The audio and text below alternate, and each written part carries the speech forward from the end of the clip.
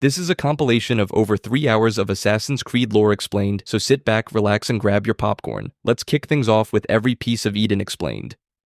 The Isu left behind everything from glorified jewelry to literal immortality machines. Some of these artifacts rewrote entire civilizations. Others just stopped a bullet. Today, I'm breaking down every single piece of Eden and what makes each one terrifying, starting with the one that's basically Isu body armor disguised as a ring, the Ring of Eden.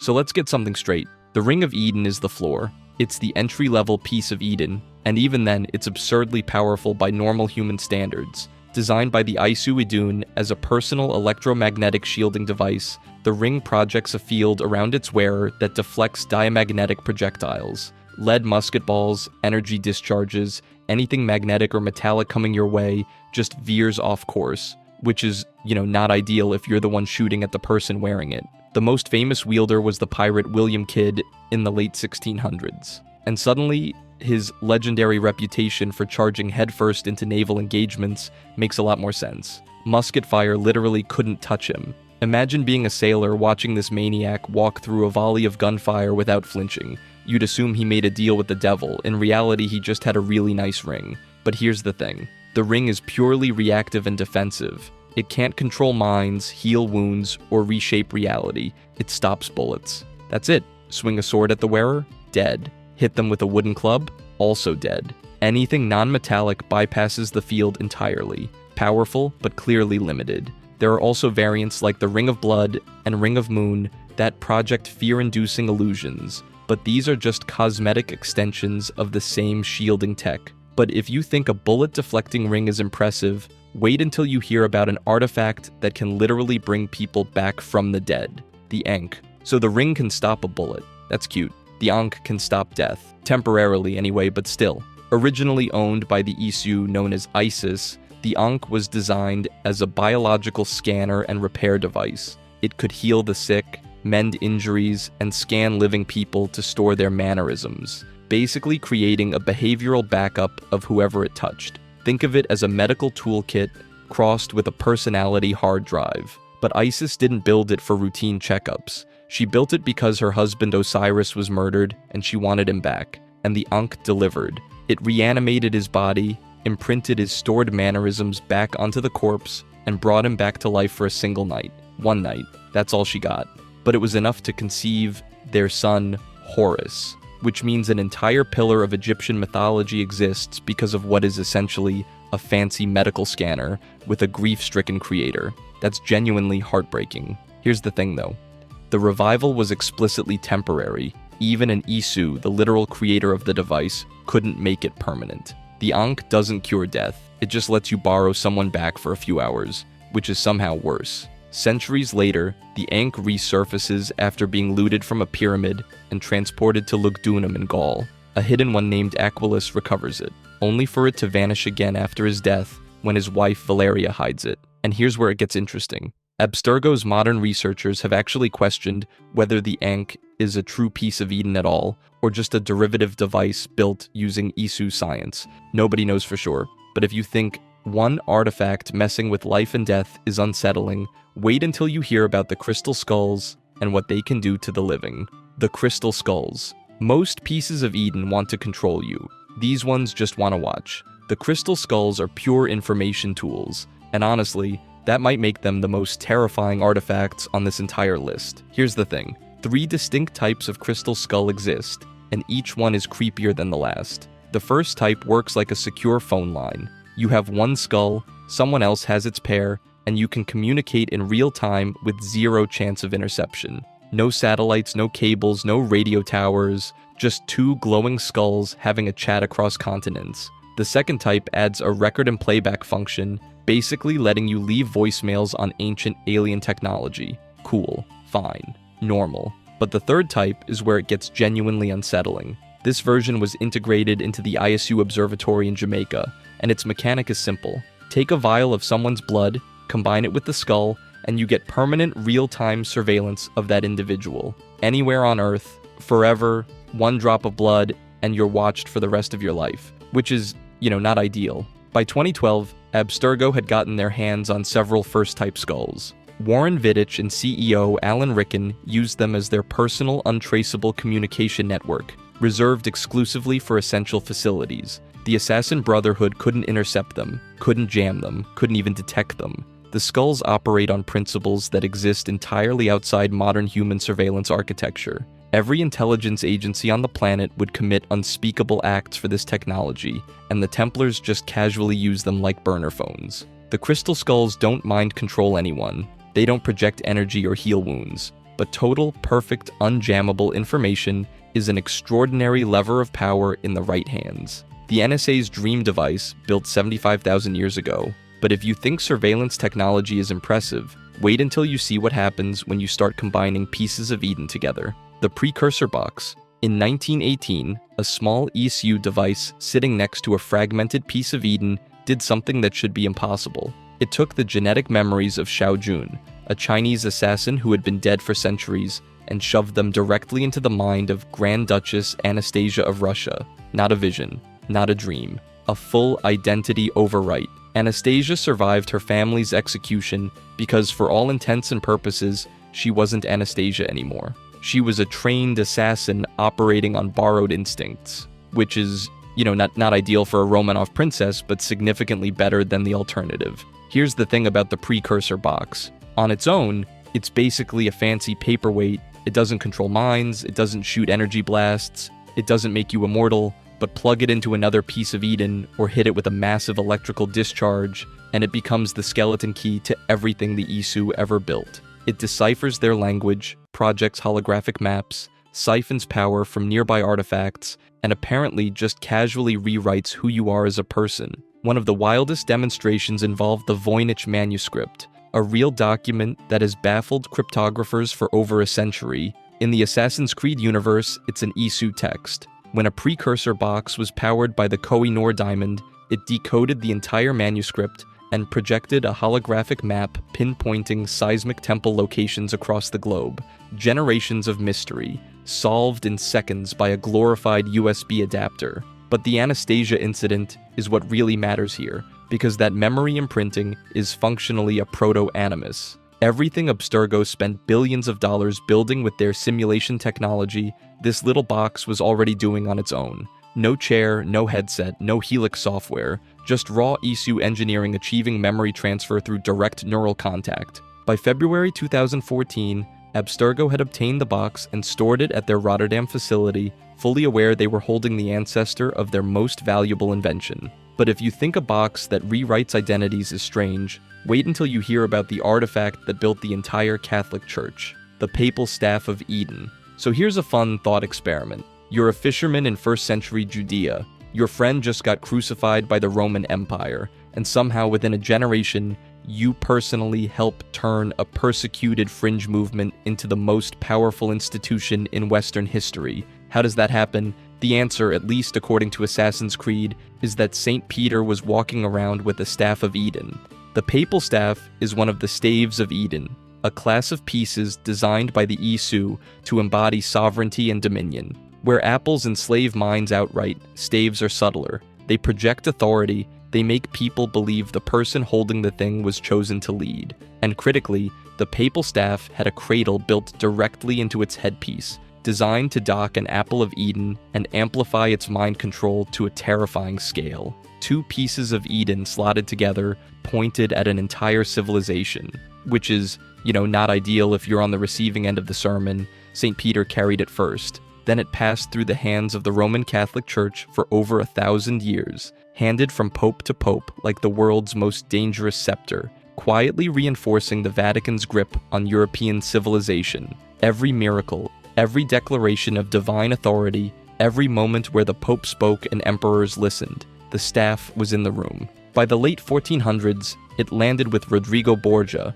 who was using it alongside an apple of Eden to keep his stranglehold on the church, and by extension, half of Europe. In 1499, Ezio Auditore broke into the Sistine Chapel, fought Rodrigo directly, and eventually used the staff combined with the apple to unlock the Vatican vault. Then the vault's own machinery pulled the staff underground, sealing it away for good. And that's the kicker. An artifact that shaped over a millennium of Western religion, politics, and war ended up swallowed by the same Isu technology it was always just a key for. The entire institution it built is still standing. The staff is gone. But if you think a weapon that shaped a religion is unsettling, wait until you hear about an artifact that doesn't just lead armies, but literally rewires what you are at a biological level, the Trident of Poseidon. Most artifacts in this franchise either protect you or control other people. The Trident of Poseidon does neither. It rewrites your biology so you can breathe water. In Assassin's Creed Odyssey, when you equip Poseidon's Trident, you gain the ability to stay underwater indefinitely. Not because you're holding your breath really well, because the artifact is fundamentally altering how your body processes oxygen. That's not a quality of life feature, that's evolutionary engineering compressed into a piece of Isu hardware. The Trident was originally associated with the Isu ruler Poseidon and the underwater city of Atlantis, where it functioned as both an environmental control device and a master override for the entire submerged installation. Atlantis wasn't just a myth in this universe, it was a fully operational Isu facility, and someone needed a way to navigate it without constantly surfacing for air. Poseidon's Trident solved that by making its wielder amphibious. But here's where it gets interesting. The franchise matches mythic weapons to their legendary attributes. Mjolnir channels lightning, Excalibur projects energy. By that logic, the Trident almost certainly has broader hydrokinetic abilities beyond just letting you breathe. An artifact built to control an entire underwater civilization probably does more than prevent drowning. What's fascinating is how situational that makes its power. In water, you're essentially a god. On land, it's just a fancy spear. The Isu didn't need every artifact to be universally dominant. They needed specialized tools for specific domains. Here's the key thing. We're now entering the tier where artifacts don't just give you an edge. They change what you are. You're not wearing a device that helps you survive underwater. You are, temporarily, a different kind of organism. That foreshadows the even more extreme body manipulation we'll see with Shrouds and the Staff, where the boundary between human and Isu-engineered posthuman dissolves entirely. But if you think biological adaptation is unsettling, wait until you see what happens when an artifact doesn't just enhance your body, but makes you functionally unkillable in battle. The Spear of Leonidas. You know the story. King Leonidas, 300 Spartans, the Battle of Thermopylae, 480 BCE. One of the most legendary last stands in human history. What you might not know is that, according to Assassin's Creed, Leonidas was swinging Isu technology the entire time. The Spear of Leonidas is a full-blown Spear of Eden, and it turned an already terrifying Spartan king into something borderline supernatural. After Leonidas fell, the spear didn't vanish into history. It passed to his daughter Marine, and then to his granddaughter Cassandra, who became its true wielder across decades of the Peloponnesian War. And Cassandra didn't just stab people with it. The spear granted enhanced strength, teleport-like dashes, near-invisibility cloaking, accelerated healing, and the ability to channel poison and fire through its blade. She could charge arrows so they phased through solid walls, which is, not how walls are supposed to work. Here's where it gets interesting. The spear's power is modular. Cassandra could feed it artifact fragments, scavenged from other Isu devices, at an ancient forge, unlocking higher tiers of abilities like some kind of ancient tech tree. Every fragment made it stronger. Every upgrade made her more dangerous. It was essentially a weapon that leveled up alongside its user. But here's the kicker. The spear has a finite energy reservoir.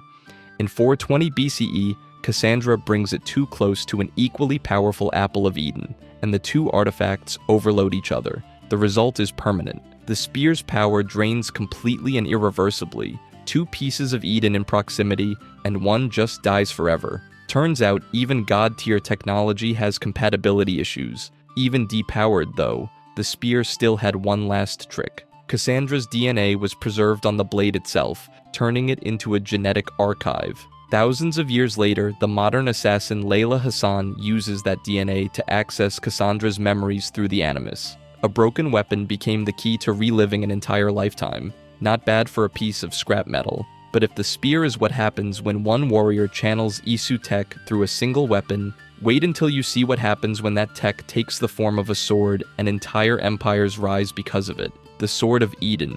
Excalibur, Graham, and Joan of Arc's blade are the same weapon. Not metaphorically, not spiritually similar. They are literally the same class of Isu technology built by Hephaestus and Consus for the War of Unification, scattered across the globe, and then dressed up by centuries of mythology into completely different legends. Every culture found one, and every culture said, "This is clearly a gift from the gods." Which, technically, it was. Here's how they work. Each Sword of Eden consists of two components, a blade and a heart. The blade alone is devastating, projecting energy blasts that can cut through entire formations and shrugging off any conventional damage, like it's made of something physics hasn't invented yet. But slot the heart into it, and you unlock the full suite. Joan of Arc retrieved hers from the Church of Saint Catherine de Fierbois, and the rest is, well, the 100 Years' War. But the energy blasts aren't even the most important part. A Sword of Eden makes its wielder immune to Apple of Eden mind control. The blade's energy field interferes with the limbic manipulation that apples rely on, effectively making every sword wielder a hard counter to every apple wielder. That's not a coincidence, that's an arms race. The Isu built the ultimate offensive mind control device, and then they built the thing that says no.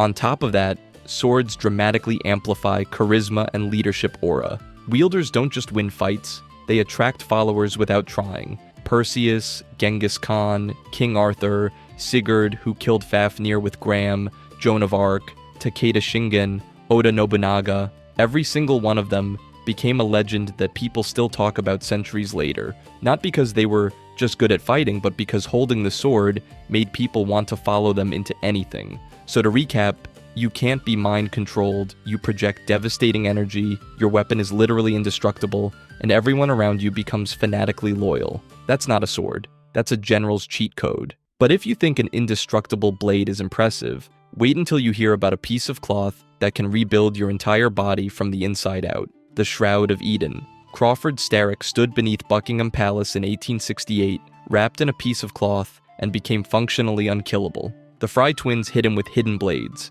He regenerated. They overpowered him together. He drained their vitality and stood back up.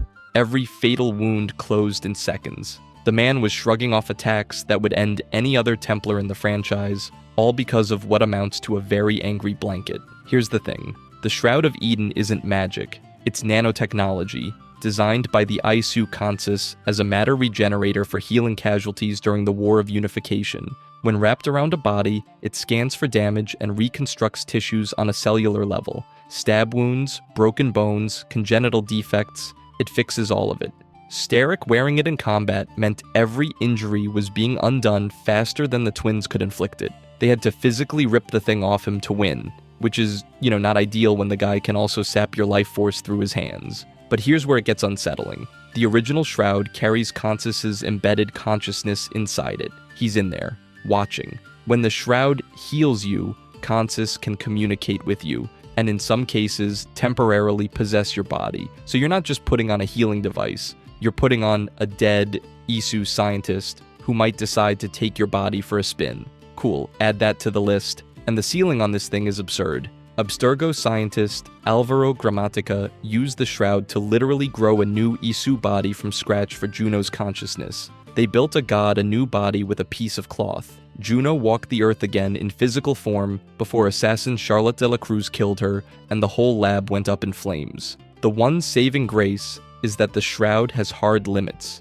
It cannot truly resurrect the dead, and overuse on a living person can be fatal, because the nanotech starts fixing damage that doesn't exist, tearing the user apart from the inside out. So it's a medical miracle that can also turn you inside out if you get greedy with it. But if a single cloth can rebuild a god's body and make one man invincible, wait until you hear about the diamond that supercharges every other piece of Eden it touches. The Koh-i-Noor, one of the most politically contested jewels on the planet, is sitting in the British Crown Jewels right now. 105 carats. Nations have gone to war over it, governments still argue about who it rightfully belongs to, and none of them know what it actually is. The Koh-i-Noor isn't just a diamond, it's a piece of Eden, possibly the Syamantaka Mani from Hindu mythology, and it might be the single most dangerous artifact on this list for one very specific reason. It doesn't do anything on its own, it makes everything else stronger. Here's the thing, most pieces of Eden are tools. They do a thing. An apple controls minds, a shroud heals, a staff keeps you alive. The Koh-i-Noor is different. It's an amplifier. a cosmic battery that supercharges whatever it's connected to. When Templars used it to power a precursor box, that box went from needing a literal lightning strike to activate to fully decoding Isu script and projecting holographic maps of seismic temple locations across the entire planet. Lightning got them a partial read. The diamond got them everything. That alone would make it terrifying. But here's where it gets complicated. Most people can't use it. The Koh-i-Noor overwhelms and corrupts ordinary humans who try to wield it. Only individuals with specific genetic lineages, likely sages or those with particularly strong Isu ancestry, can handle its power without losing their minds. Everyone else just gets destroyed, which is, not ideal for the average Templar middle manager hoping to plug it into their favorite artifact. But the instruments of the First Will don't care about average Templar middle managers. They want the Koh-i-Noor because they believe it can synchronize and coordinate multiple pieces of Eden simultaneously, not power one artifact, power all of them, at once, in service of bringing Juno back and re-establishing Isu dominance over humanity, a networked array of apples, all amplified through one diamond, all singing the same frequency. Global compliance at the push of a button. So you've got an artifact that's simultaneously a flashpoint of colonial geopolitics, a force multiplier for the entire ICU arsenal, and a key component in a plan to literally resurrect a god, and it's just sitting in the Tower of London behind some glass. But if you think a cosmic amplifier sounds dangerous, wait until you hear about the artifact it keeps making stronger. The Apple of Eden. This is the one. The artifact that started the first war between humans and gods, rewrote every major religion, and might have killed a sitting US president. If you've heard of one artifact on this entire list, it's this one.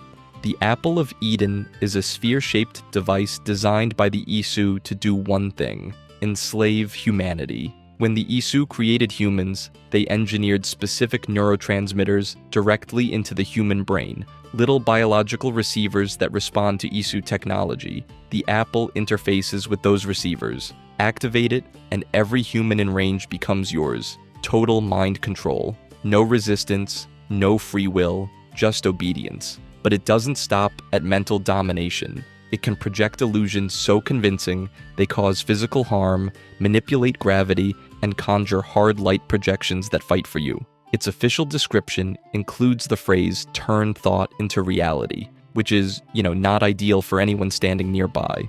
Around 75-10 BCE, two human Isu hybrids named Adam and Eve stole an apple. Because they carried Isu DNA, the neurotransmitter system didn't work on them. They were immune.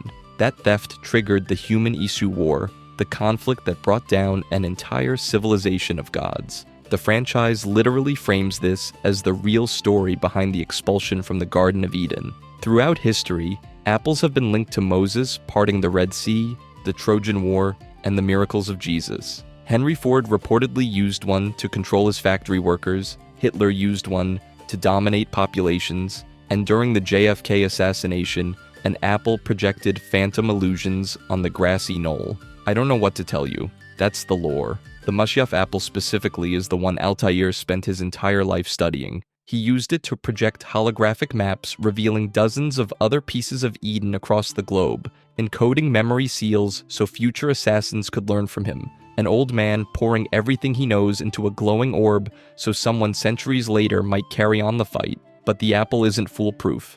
Humans with sufficient ICU ancestry can resist its mental control. They can't be puppeted, but they're still vulnerable to raw energy blasts, and unskilled wielders risk insanity or death from overuse. The apple doesn't care who's holding it. A device built to enslave an entire species, stolen by the first humans brave enough to say no, then passed through the hands of prophets, conquerors, and killers for 75,000 years. But if you think a mind control sphere is the most dangerous artifact on this list, wait until you see what happens when someone picks up a staff and simply stops dying. The Staff of Hermes Trismegistus. This is the one. The single most powerful artifact in the entire Assassin's Creed franchise, and it's not particularly close. Because the Staff of Hermes Trismegistus doesn't just give you strength or control or knowledge, it gives you forever. Created by the Isu Hermes Trismegistus himself, the staff's primary function is true biological immortality, not slow aging, not enhanced lifespan, full, complete immunity to time. You don't age, You don't need food, you don't need water, you just exist, perfectly preserved, while everything around you turns to dust. Hermes wielded it from the moment of its creation, survived the great catastrophe that wiped out his entire civilization, and eventually passed it to Pythagoras, who passed it to his daughter Cassandra. She carried it for over 2,000 years. Cassandra watched the Roman Empire rise and fall. She saw the Dark Ages, the Renaissance, 2 world wars, all while looking exactly the same as the day she first grabbed the staff. That's not a gift. That's a prison sentence with nice lighting, and here's the part that makes it genuinely horrifying. The moment you let go, you die. Both Pythagoras and Cassandra aged rapidly and perished within seconds of relinquishing the staff. 2,000 years of borrowed time, collected instantly. Every single day Cassandra held that thing, she was making a choice. Keep living, alone, watching everyone she's ever loved turn to bones, or let go and let 2 millennia hit her all at once. But the staff does more than just keep you alive. It shapeshifts into whatever form the user wants. It regenerates bodies to their physical prime, which is exactly what happens when Basim crawls out of Yggdrasil, looking like he just had a spa day instead of centuries in a digital prison. It projects devastating energy blasts, and according to in-universe warnings, it could destroy entire cities, as it allegedly did to Atlantis. Cool. That's also a thing it can do. And then there's the corruption. When Layla Hassan receives the staff in 2018, she doesn't become wise. She becomes dangerous. The staff's influence warps her judgment so severely that she accidentally kills her own mentor, Victoria Bebo. Turns out immortality doesn't make you worthy of it. It just gives you more time to prove you aren't. Because every person who has ever held this staff has either died the moment they stopped or become something they never wanted to be. And that's the real lesson of every piece of Eden we've covered today. Power doesn't corrupt because it's evil. It corrupts because it doesn't care what you were before you picked it up. Abstergo promised safety, exploration, entertainment. What they delivered was a medical slab with a needle in your arm and a machine that could permanently shatter your grip on reality if you stayed inside too long. Every desynchronization, every mission boundary, every checkpoint kick, that wasn't a bug. That was the Animus trying not to kill you. Today, we're breaking down every version of the Animus across the entire franchise, and the first one is the darkest. Animus Model 1.1 is not a gaming chair. It's a horizontal medical slab with an articulated head visor and a rotating glass panel suspended above the subject, closer to an MRI crossed with a projector than anything you would willingly climb into. It doesn't send you back in time. It forces your brain to relive someone else's life by reading DNA from your blood and pharmacologically linking your nervous system into a data stream. Desmond Miles has a catheter inserted into his arm every single session. This is a medical procedure, not a game. The HUD, mission objectives, synchronization percentage, the invisible walls around locations Altair never visited, all of that is in-universe. The Animus constantly calculates whether Desmond's actions match the genetic record. Diverge too far, the system crashes. Every mechanic players dismissed as a design limitation in 2007 was canonically a symptom of a machine that could kill you, and it did kill someone. Subject 16, Clay Kaczmarek, was forced into the Animus for days at a time. He experienced hallucinations, painted warnings in his own blood across his cell walls, and eventually died. Abstergo knew the risks. They kept going anyway. The bleeding effect bleeds Altair's skills directly into Desmond's waking life, his movement, his combat instincts, his eagle vision. They accidentally turned their own prisoner into a trained assassin. The entire goal was extracting piece of Eden locations Altair hid after 1191. The machine is a torture device and the most effective intelligence tool the Templars ever built. The side effect set the entire franchise in motion. At least Desmond only had one ghost in his head. Wait until you see what happens when the assassins steal the blueprints and start upgrading. Animus Model 2.0. The original Animus was a glorified dentist's chair with delusions of grandeur. It worked technically, but it was clunky, stationary, and about as subtle as a satellite dish bolted to your living room ceiling. Abstergo didn't care. It served its purpose. But when Desmond Miles entered the picture, the limitations started mattering a lot more. The Model 2.0 was the assassin's answer to all of that. Built by Sean, Rebecca, and the rest of the underground cell, this version ditched the bulky hardware and replaced it with something actually portable, running off a modified commercial base that Rebecca herself heavily customized. She called it Baby, which honestly tracks. You spend enough late nights fixing something, you start naming it things. Here's where it gets interesting. The 2.0 wasn't just a smaller version of the same machine, it was fundamentally smarter. The original Animus struggled to separate Desmond's consciousness cleanly from the ancestors he was reliving. The bleed between identities was dangerous, messy, and getting worse the longer he used it. The 2.0 introduced more sophisticated synchronization controls, letting Desmond push deeper into genetic memory without completely losing himself in the process, except it still happened. The bleeding effect wasn't fixed, it was just slightly better managed, which is a meaningful distinction when you're watching someone slowly forget which century they live in.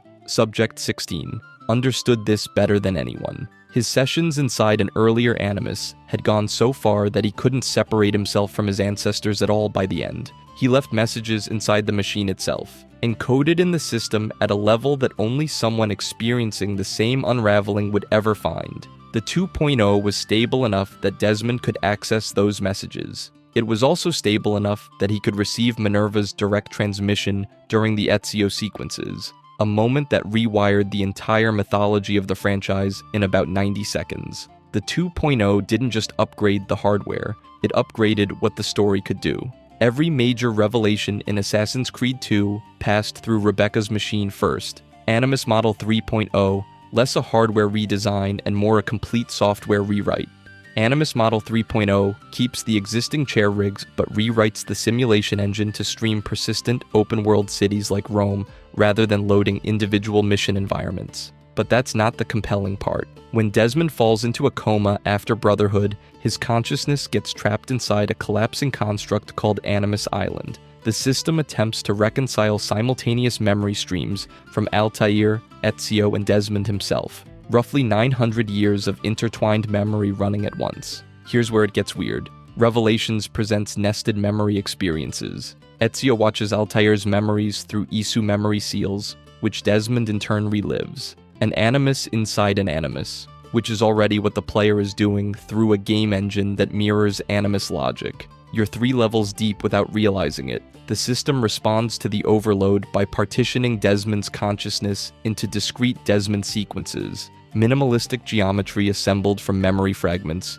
used as a cognitive repair program. It treats the bleeding effect as both the disease and the cure. The machine is essentially performing therapy by forcing Desmond to walk through his own broken mind, one abstract level at a time. Through this chaos, Revelations reveals how Altair reorganized the Levantine Brotherhood, created the Codex, and sealed himself inside the Masyaf library that Ezio later discovers. Ezio's story closes with him leaving a message addressed directly to Desmond, breaking the fourth wall inside the simulation. It's one of the few moments where the Animus stops pretending to be invisible. Ezio speaking across centuries to a man he'll never meet, acknowledging that his entire life is being watched by someone in the future.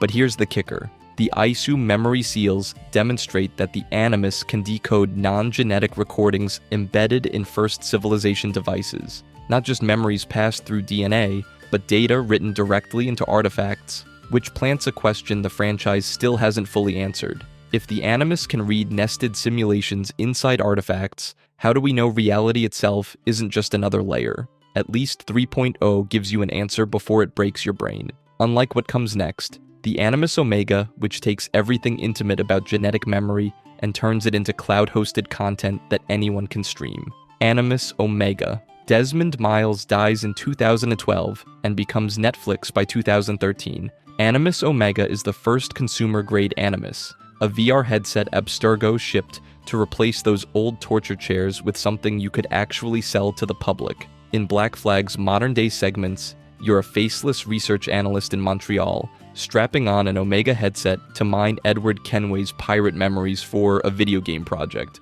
which is already darkly funny because you, the player, are literally doing that. You are using Ubisoft's game engine to play as someone using Abstergo's game engine. The meta layer is thick and intentional, but here's the kicker. You have zero genetic connection to Edward Kenway, so how are you reliving his memories? Because Desmond's DNA was synced to the cloud. Black Flag strongly implies this through its narrative mechanics. After Desmond died, Abstergo uploaded his entire genetic record to their servers. Every ancestor, every memory sequence, every moment stored in his DNA is now a file on a hard drive. Animus Omega doesn't pull from your bloodline, it pulls from Abstergo's library. Desmond becomes content. His life, his ancestors, his heritage, packaged, indexed, and streamed to thousands of analysts like you're binge-watching a show, which means genetic memory is no longer personal, it's commercial. iPete Omega is designed for scale. Compact, headset-based, no catheter required. You sit at a desk, put on the visor, and Abstergo's cloud infrastructure does the rest. And because users aren't descendants, Abstergo curates exactly which memories you see. They edit out the ugly parts, add narration that frames Templars as visionaries and assassins as terrorists, and turn history into propaganda dressed as edutainment. Most people never notice because it's fun, but it's still the same technology that broke Subject 16. Internal Abstergo documents list the risks: hippocampal shock, hallucinations, identity fracture, brain death. Helix health warnings confirm that extended Omega use causes permanent neural damage. Same bleeding effect, same horror, new packaging. Omega is the hinge. It's the moment Abstergo stops treating the Animus as a weapon and starts treating it as a platform. By 2014, Helix streams curated ancestor memories to anyone with an internet connection. Abstergo Entertainment becomes a media empire built on dead people's lives, and Desmond Miles is reduced to a content library they monetize. The satire is sharp. Abstergo is Netflix. Omega is your subscription. And every time you load up Edward Kenway's memories, you're participating in the exact system the assassins spent centuries fighting. But if streaming pirate memories through a corporate VR headset sounds dystopian, wait until you see what happens when Abstergo ships that same technology to India under a spiritually branded name, Brahmin VR. Abstergo doesn't just sell an Animus in India, they sell Brahmin. And that's not an accident. In late 2013, Abstergo strikes a deal with a company called Mysore Tech to distribute a consumer VR headset across the Indian market.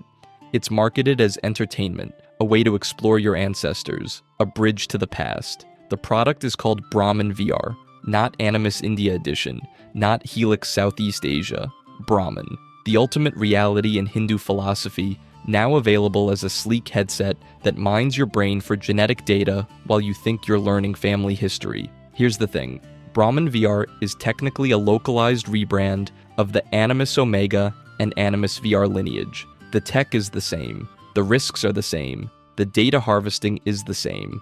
What's different is the name, and the name is doing enormous cultural work. Abstergo is wrapping a surveillance tool in spiritually resonant language to make it feel safe, familiar, aspirational. It's the same playbook multinational corporations use when they want to sell invasive tech to populations that might otherwise be skeptical. And it works. Brahmin VR headsets connect to Abstergo's Helix cloud servers, meaning every person who buys one to explore Indian history is also uploading their genetic data straight into Abstergo's database. You think you're the customer, you're the product. The headset tracks cortex activity, monitors hippocampal response, logs synchronization behavior, all while you're immersed in memories Abstergo has edited to fit their narrative. And because this is a consumer device distributed where tech regulation may be less robust than in Western markets, the health risks are being deployed at scale with minimal oversight. The lore around Brahmin VR mostly comes from the Assassin's Creed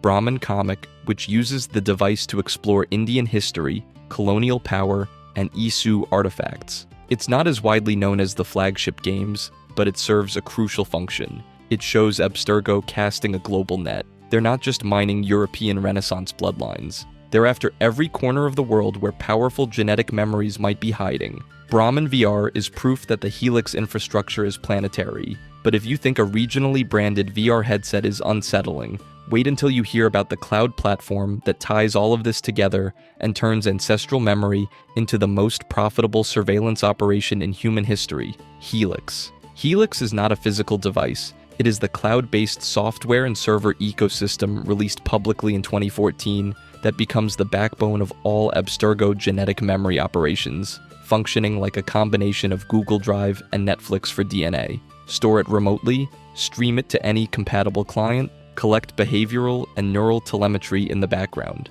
It integrates with every consumer Animus product, meaning the platform aggregates data from all of them simultaneously, building what lore explicitly calls a giant DNA database of ordinary consumers. The Trojan Horse is a product called Explore DNA, marketed as a family ancestry service, which surreptitiously uploads users' genetic memories to Helix servers, a direct fictional mirror of real-world concerns about consumer DNA testing companies selling genetic data to third parties. Except here, the data is not just saliva and chromosomes. It is your ancestors' entire lived experiences, ready to be mined, edited, and sold. Technical language buried in Helix Health disclosures reveals the actual scope: fMRI omega technology, cortex monitoring, occipital ghosting, hippocampal shock.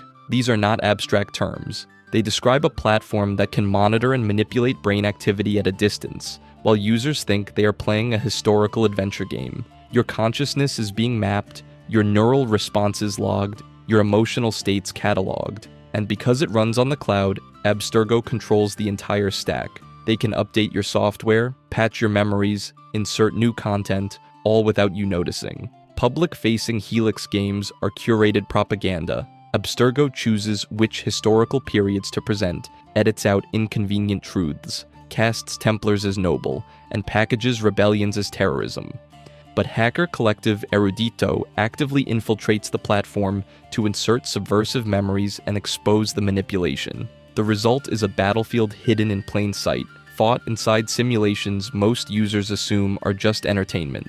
You think you are watching history. You are watching a corporate-approved version of history, sanitized and monetized, designed to make you sympathize with authoritarian control. Helix's architecture feeds directly into the Animus hub announced for Assassin's Creed Shadows, integrating multiple games and a centralized modern-day narrative into a unified launcher. In-universe infrastructure and real-world Ubisoft product strategy converging in the same object. The thing you launch on your PlayStation or PC to start an Assassin's Creed game is, canonically, the same platform Abstergo uses to harvest DNA from billions of people. The Animus started as a machine one man was strapped into. Helix is something billions swim in without noticing, which is, not ideal. Animus HR4. The HR line represents Abstergo's push into portable field-deployable neural interfaces. HR8, the most documented entry, is described in Origins as a suitcase-sized portable Animus for on-site operations.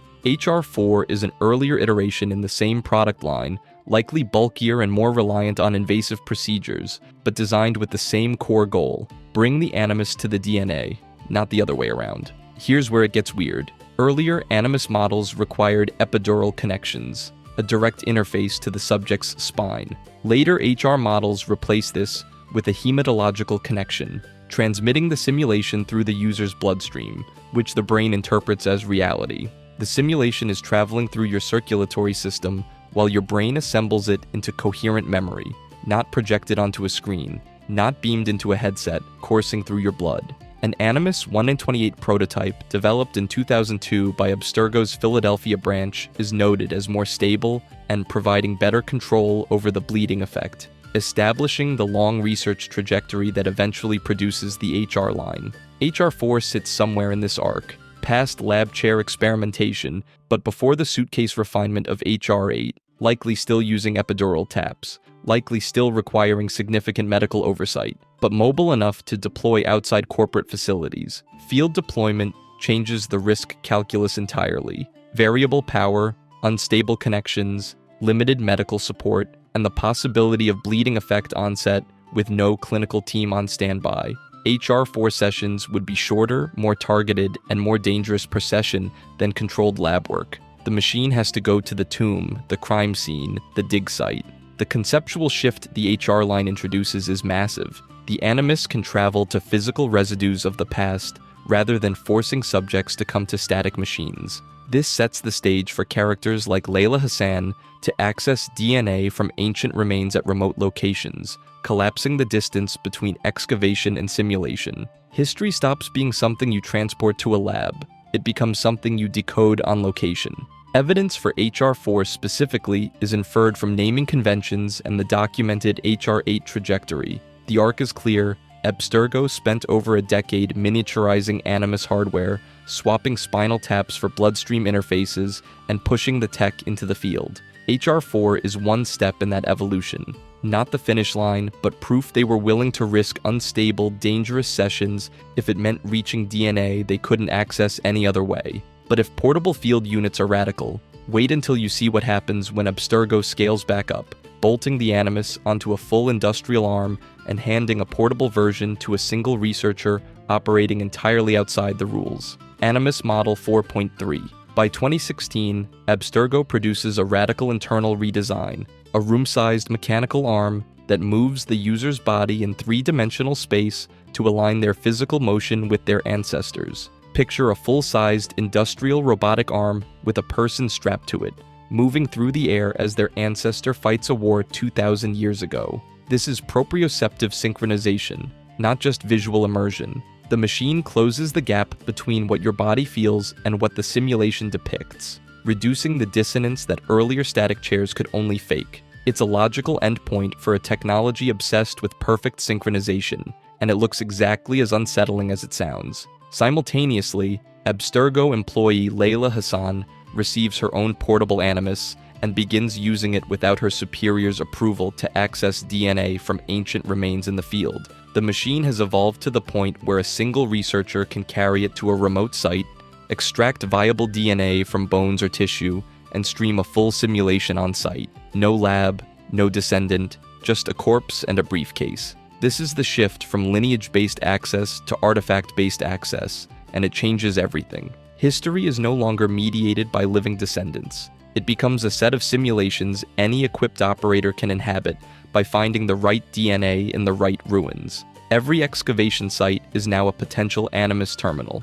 Layla's portable Animus accesses Bayek of Siwa's memories from circa 48 BCE, over 2,000 years old. The machine can leap across millennia to access memories embedded in ancient remains, making archaeology a strategic arms race between Abstergo and the assassins. Whoever gets to the site first gets to own that piece of history. The scale of worlds this generation unlocks is unprecedented. Ptolemaic Egypt, Classical Greece, Viking Age England, and Scandinavia. Not because the historical periods expanded, but because the machine can now interpolate vast amounts of plausible memory around key genetic nodes, filling in gaps the DNA alone couldn't recover.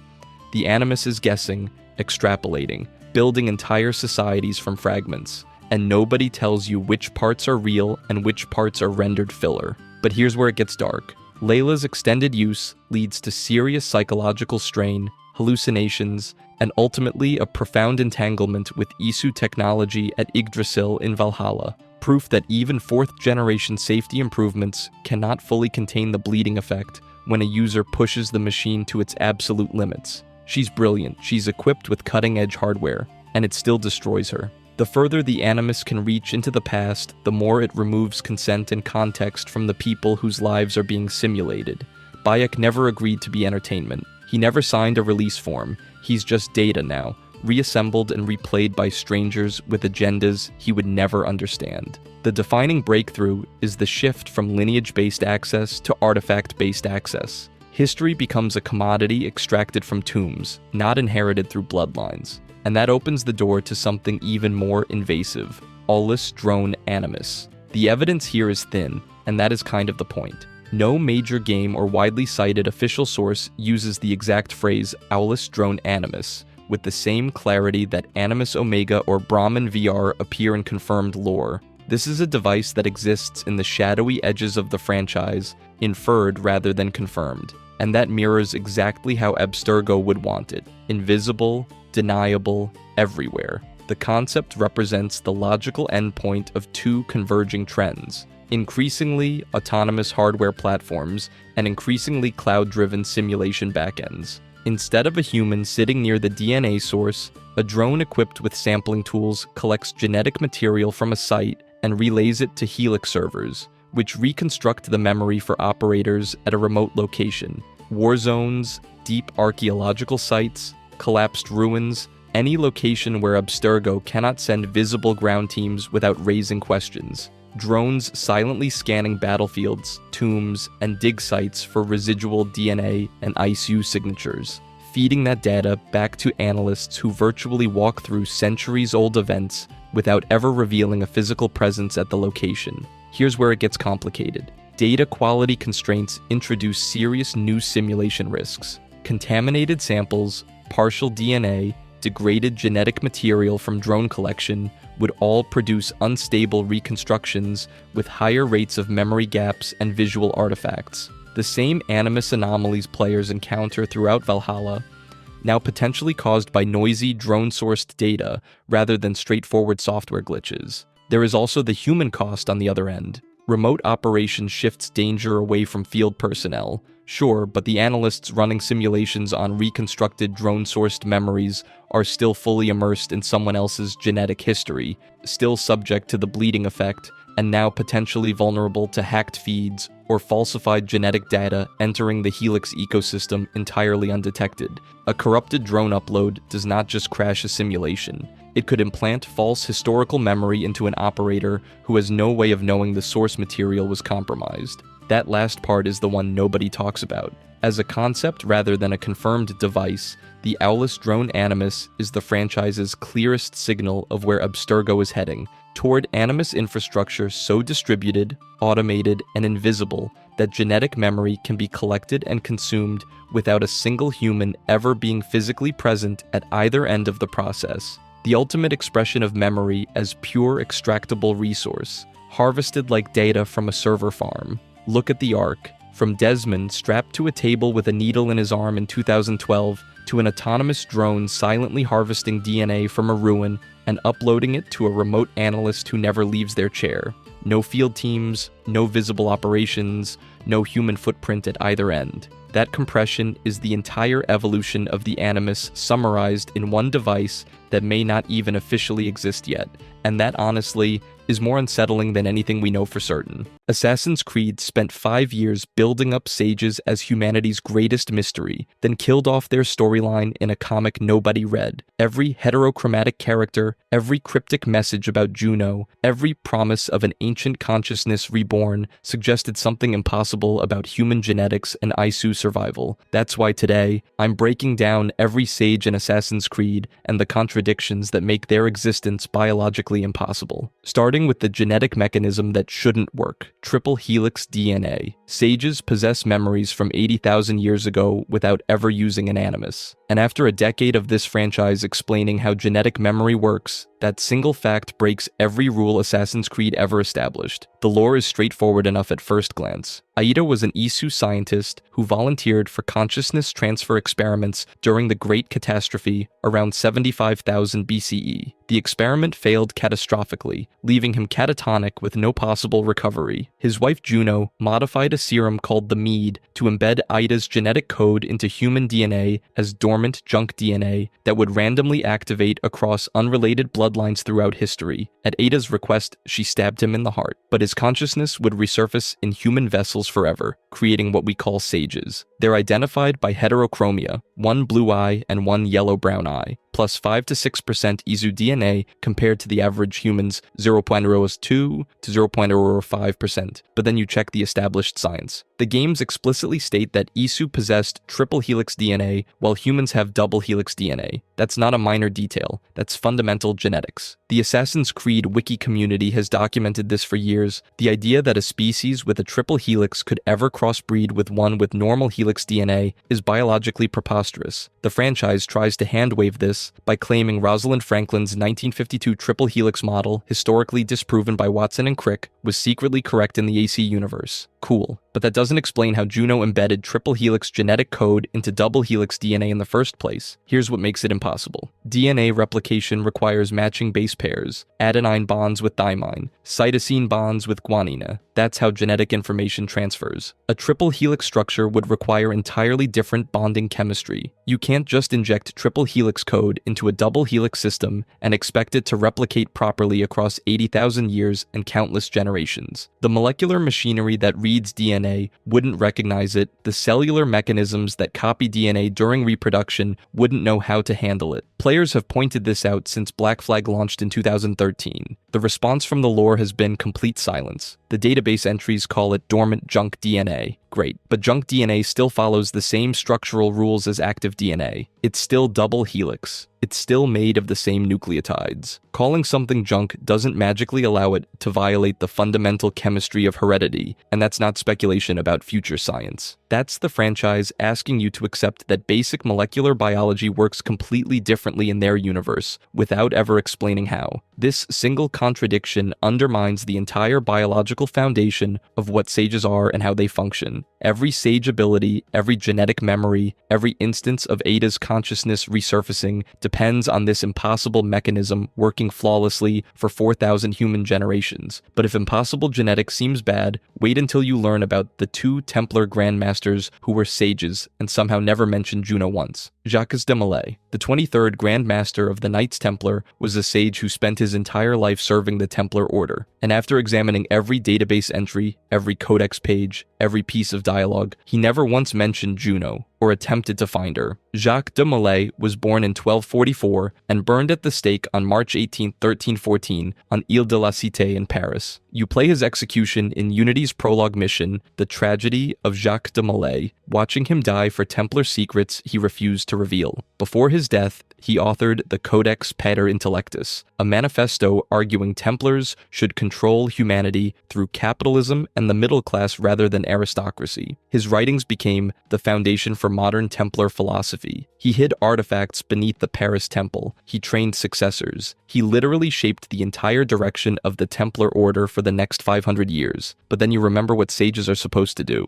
Every other sage in the franchise is driven by one overwhelming desire: reunite with Juno. Bartholomew Roberts spent 40 years searching for the observatory so he could find her tomb. John Standish manipulated Abstergo Entertainment's entire IT infrastructure trying to free her. Thomas Kavanagh's letters document his psychological struggle against Ada's memories, demanding he seek Juno. The Syndicate database explicitly states sages are driven by a desire to reunite with Juno above all other goals. De Molay's codex contains 0 references to Juno, 0 references to the observatory, 0 references to Isu technology beyond the Sword of Eden he already possessed, 0 references to reuniting with his wife from 80,000 years ago. His entire focus was Templar political methodology. François Thomas Germain found de Molay's vault in 1754 and inherited his sage memories. Germain orchestrated the entire French Revolution. He wielded the Sword of Eden. He proclaimed at Louis XVI's execution, Jacques de Molay, thou art avenged. His database entry explains he experienced visions of great towers of gold and cities shining white as silver before finding de Molay's writings and understanding his Isu connection. But like de Molay, Germain's goals were entirely about Templar ideology and political revolution, not Juno, not resurrection, not a reunion. The Syndicate database acknowledges the assassins are aware of 2 occasions of sages becoming Templar Grand Masters. It treats this as unremarkable, as if a being possessing Ada's consciousness and memories casually dedicating their entire existence to a human political faction makes perfect sense. Here's the database's explanation for why sages would join Templars. Sages' ill view of humanity, believing Isu should reign supreme and humans should be subjugated, aligns with Templar ideology of control over freedom. That would be fine, except sages aren't motivated by Isu supremacy ideology. They're motivated by obsessive love for Juno. Robert's dying words were literally about hoping to see her again and hear her speak his name. Standish's final words were "guide me into the gray, beloved, I am your instrument." The psychological drive isn't political.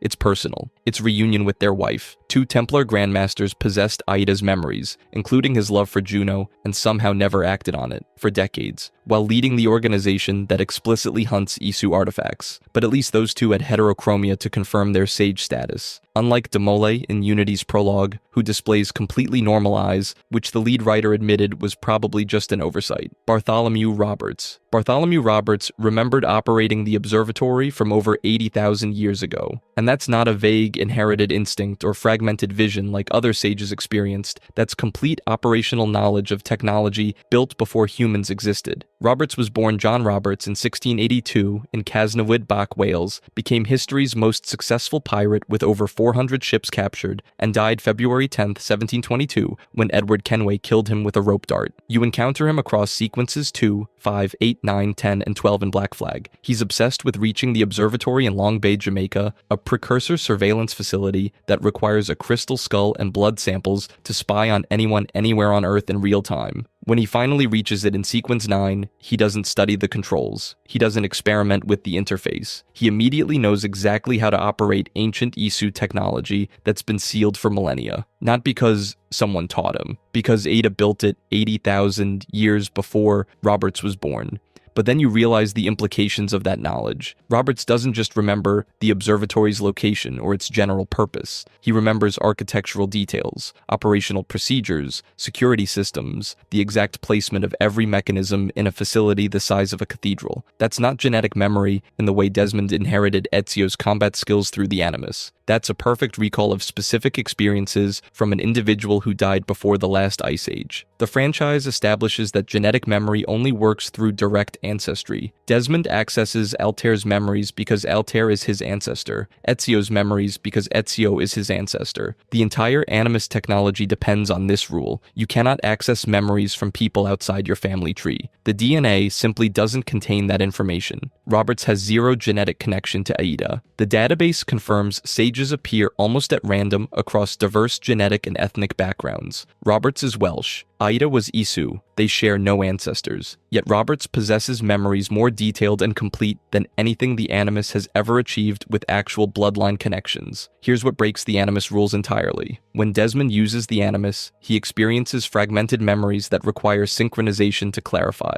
The bleeding effect only happens after extended exposure causes memories to leak into waking life. Subject 16 went insane after dozens of sessions. Roberts was born with complete, coherent, perfect memories from 80 millennia ago without ever needing a device to extract them. Thomas Cavanagh's letters describe sage memories as very traumatic, with many believing they're going insane. Germain needed to find de Molay's writings to understand his visions, but Roberts navigates the observatory like he personally designed it last week. No confusion, no trauma, no learning curve. His dying words reveal the emotional core driving everything. She who lies in wait, entombed. I had hoped to find her, to see her again, to open the door of the temple and hear her speak my name once more. Aida. He's not channeling ancient memories. He is Ada, perfectly preserved across 4,000 human generations, experiencing his wife's absence as if she disappeared yesterday instead of before modern humans evolved. The franchise never explains how one sage achieves complete integration while others struggle with fragments. Roberts represents what sages theoretically are, making every other sage seem like a failed or incomplete version by comparison. But if Roberts having perfect 80,000-year-old memories seems impossible, wait until you learn about the sage who existed 16 years before Roberts died, Thomas Cavanagh. Thomas Cavanagh Jr. was a sage who died in 1706, and Bartholomew Roberts didn't die until 1722, which means two sages with identical Ada consciousness existed simultaneously for at least 16 years. Cavanagh was born in Boston in 1652, worked as a carpenter in Jamaica, and was abducted by West Indies assassins mentor Balam and Atabai to protect him from Templar Grand Master Laureano de Torres y Ayala. They hid him with the observatory's guardians, isolated from civilization, where he spent decades writing letters documenting his psychological deterioration. You collect these 20 messages in bottles scattered across Black Flag's Caribbean. Each one describes his struggle against Aida's memories consuming his original personality. Letter 7 states, I try to resist the change, holding on to my former self by constantly keeping the new memories at bay. Letter 14 reveals he knows about Juno, the observatory's purpose, and Aida's sacrifice. Letter 18 describes accepting his fate. He died in 1706 and was buried near the observatory by the Guardians. But then you check Roberts' timeline. Roberts was born in 1682, became a pirate in 1719, and died February 10th, 1722. For 24 years, both men were alive. Two separate humans in different locations possessing the exact same consciousness from the exact same Isu scientist. The franchise establishes consciousness as singular. Desmond is one person, Ezio is one person. When you die, your consciousness ends. The Animus proves consciousness is tied to individual brain architecture and experiences. You cannot split one consciousness across two brains simultaneously because consciousness isn't data. It's the emergent property of neural activity. Aida died 80,000 years ago. His brain stopped functioning. His consciousness should have ended permanently. Instead, his consciousness exists in Boston and Jamaica at the same time. Kavanagh experiences Aida's memories and personality in 1690. Roberts experiences identical memories and personality in 1690. Both men are Aida. Both men remember being married to Juno. Both men know the observatory's secrets. They are the same person, experiencing existence through two separate bodies simultaneously, with neither aware the other exists. Here's what this means for sage biology. Juno didn't preserve Aida's consciousness linearly, passing it from one host to the next after each death. She duplicated it. Every sage who manifests receives a complete copy of Aida's consciousness, operating in parallel with every other active sage. The database confirms sages appear almost at random with no established limit on concurrent manifestations. This isn't reincarnation. Reincarnation implies sequential existence, one life after another. This is consciousness cloning across multiple simultaneous instances, each believing itself to be Aida, each independently seeking Juno. That single fact transforms every sage encounter from mysterious inheritance into existential horror. Aida has experienced thousands of deaths, thousands of failed attempts to reach Juno, thousands of lifetimes of separation and loss, all happening concurrently across human history. But if simultaneous sage existence breaks the rules of consciousness, wait until you learn about the sage whose death date contradicts every historical record. François Thomas Germain.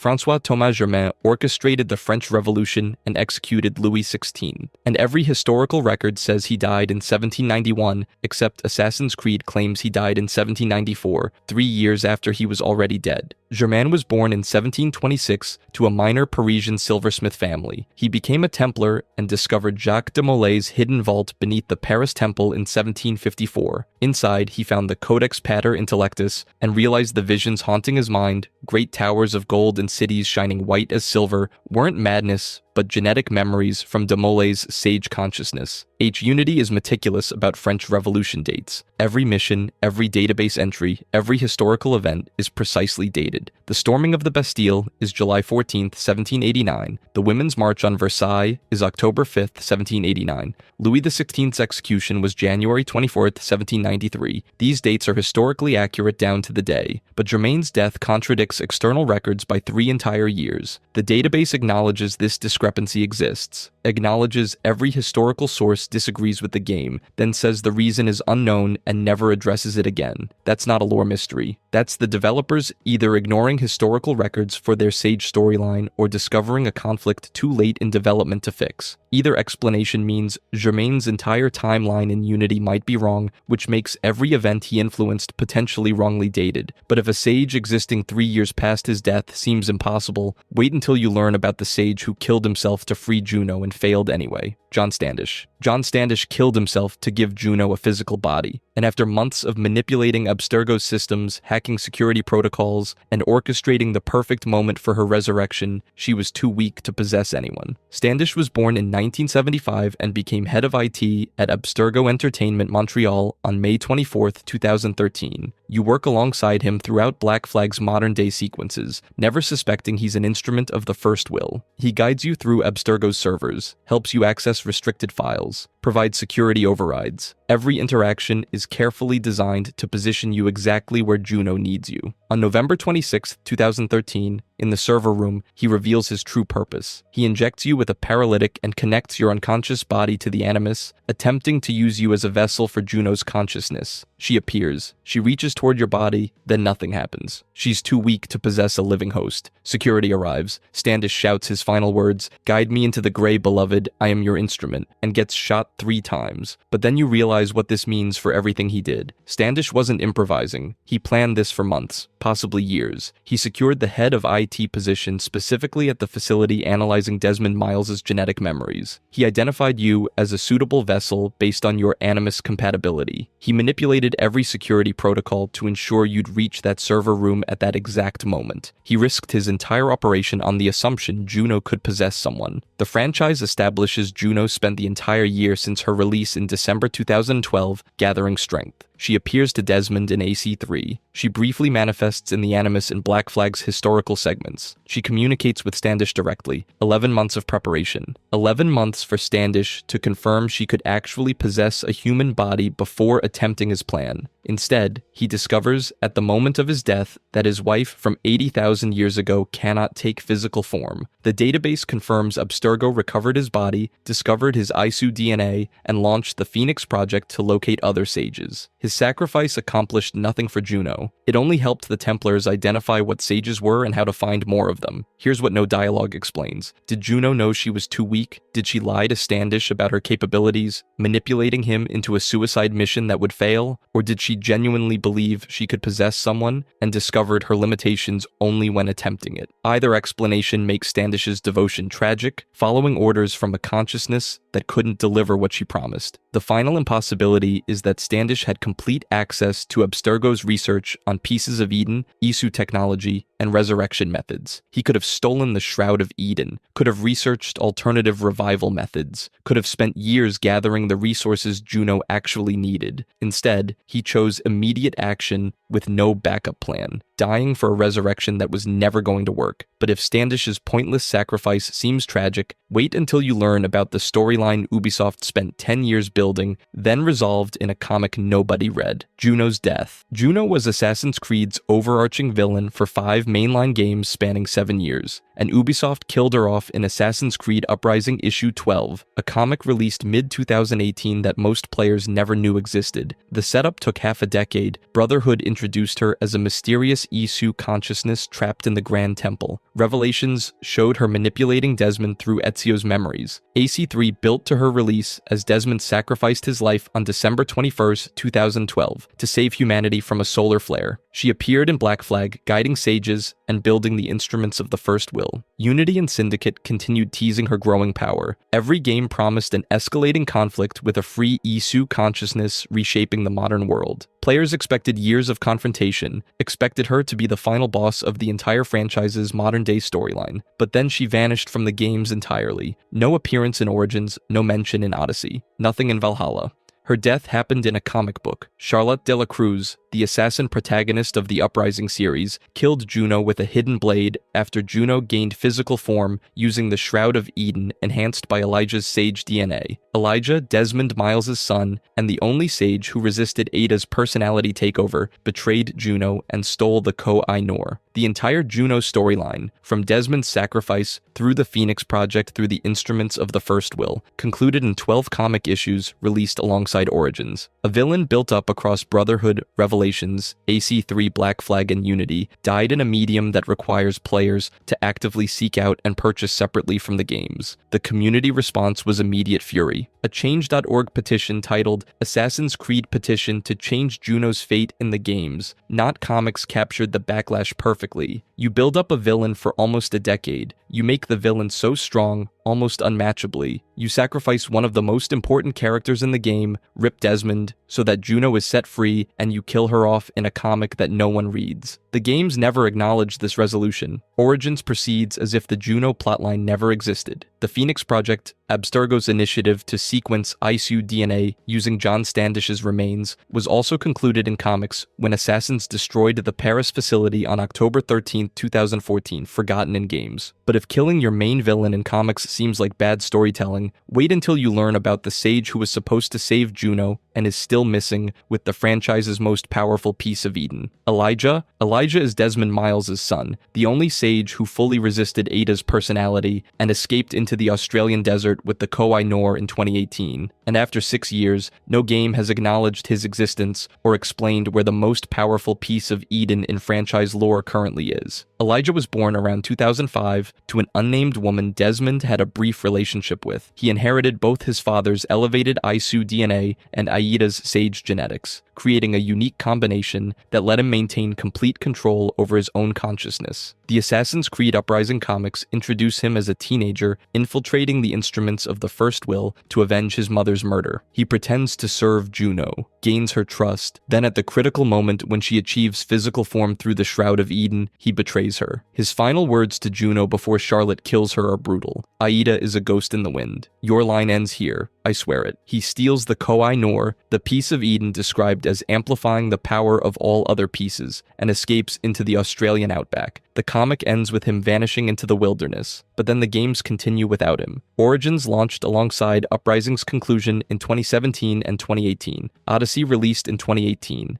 Valhalla in 2020, Mirage in 2023. None of these games mention Elijah. None acknowledge Desmond had a son. None explain what happened to the Koh-i-Noor. Desmond's entire bloodline, the Miles family that carried the highest concentration of Isu DNA and produced both the Chosen One and a sage who defeated Juno, simply disappears from the narrative. The Koh-i-Noor's absence is even more impossible. The database entries across multiple games describe it as the most powerful piece of Eden ever created by the ESU. It amplifies other pieces. It grants wishes by manipulating probability itself. It survived the Great Catastrophe. Both Assassins and Templars have searched for it for centuries. Syndicate's entire final act involves preventing the Templars from using it. And in 2018, a teenage sage who can resist Isu consciousness walked away with it. Here's what no game explains. Elijah is approximately 18 years old in Uprising. He has no formal assassin training, no Templar connections, no resources beyond what he stole. Yet he successfully evaded both factions, escaped with the Koh-i-Noor, and vanished so completely that 6 years of games never reference his existence. The Phoenix Project was specifically designed to hunt sages. Abstergo knew John Standish was Desmond's co-worker. They had access to Desmond's entire life history. They could have traced Desmond's relationships and identified Elijah within months. The franchise's modern-day storyline continues through Layla Hassan in Origins, Odyssey, and Valhalla. She explores Isu simulations, discovers new pieces of Eden, interacts with Isu consciousness. At no point does anyone mention that Desmond Miles' sage son is wandering Australia with the Koh-i-Noor. Not Assassins, not Templars, not the Isu themselves. This isn't just a missing character. This is the resolution of the entire sage storyline existing only in comics, with the franchise's most significant modern-day artifact controlled by someone the games pretend doesn't exist. But these aren't isolated mysteries. Every single one of them connects to something bigger, something that changes everything we thought we knew about how Ubisoft handles the Assassin's Creed storyline.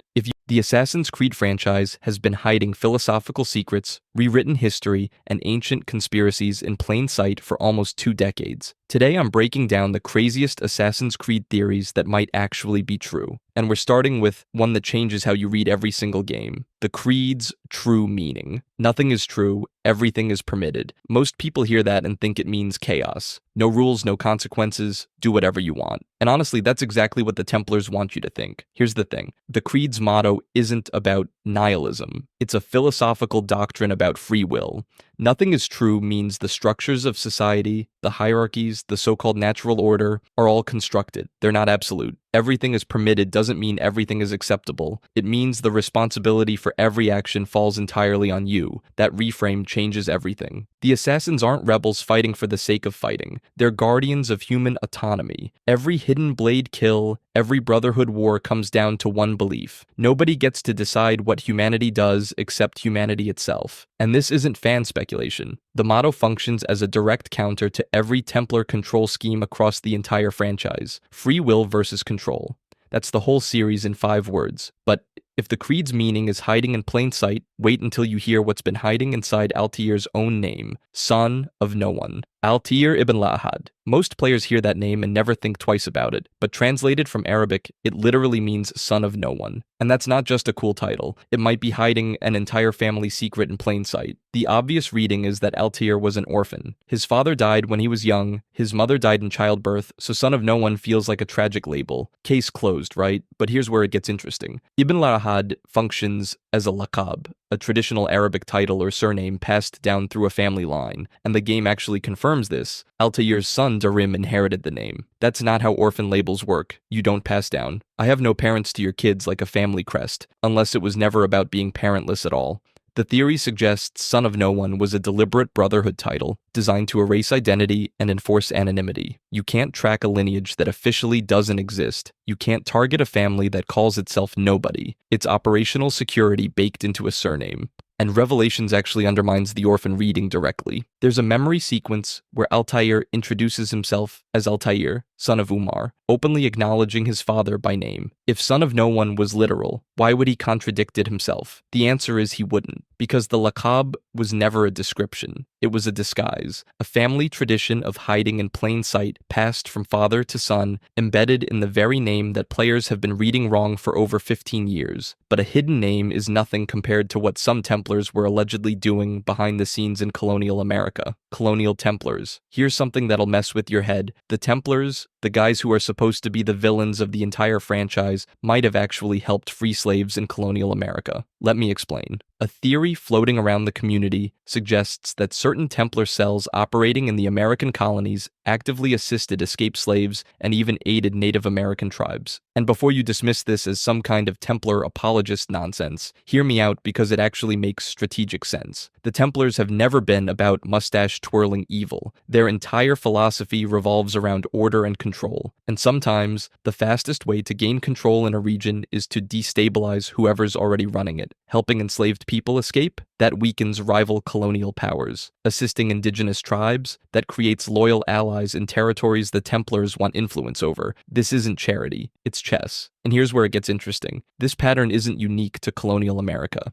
Throughout the entire franchise, the Templars repeatedly act in ways that seem benevolent on the surface, but serve a deeper strategic purpose. They fund hospitals, build infrastructure, support revolutions, not because they care, but because every act of generosity is an investment in future control. The theory doesn't make the Templars good. It makes them complicated, and honestly, that's way more terrifying than a straightforward villain. But if morally gray Templars bother you, wait until you hear what's hiding inside the DNA of every assassin who's ever lived. ISU DNA. Here's something that changes everything about how Assassin's Creed works. Every impossible leap of faith, every time a protagonist shrugged off a fall that would shatter a normal spine, there might be a canonical explanation hiding in their blood. The theory is simple. Assassins carry significantly higher concentrations of ISU DNA than regular humans. First Civilization genetic material is what makes them superhuman. Before you dismiss this, the games basically confirm it with Desmond Miles. Desmond had more ISU DNA than almost any human alive. The only people with more were sages, those rare individuals who are essentially reborn vessels of ISU consciousness. That elevated DNA is exactly why Desmond could wield the Apple of Eden without losing his mind. Normal humans who touch that thing get controlled, manipulated, destroyed. Desmond picked it up and used it like a tool. But here's where it gets interesting. If Desmond's bloodline carried that much ISU material,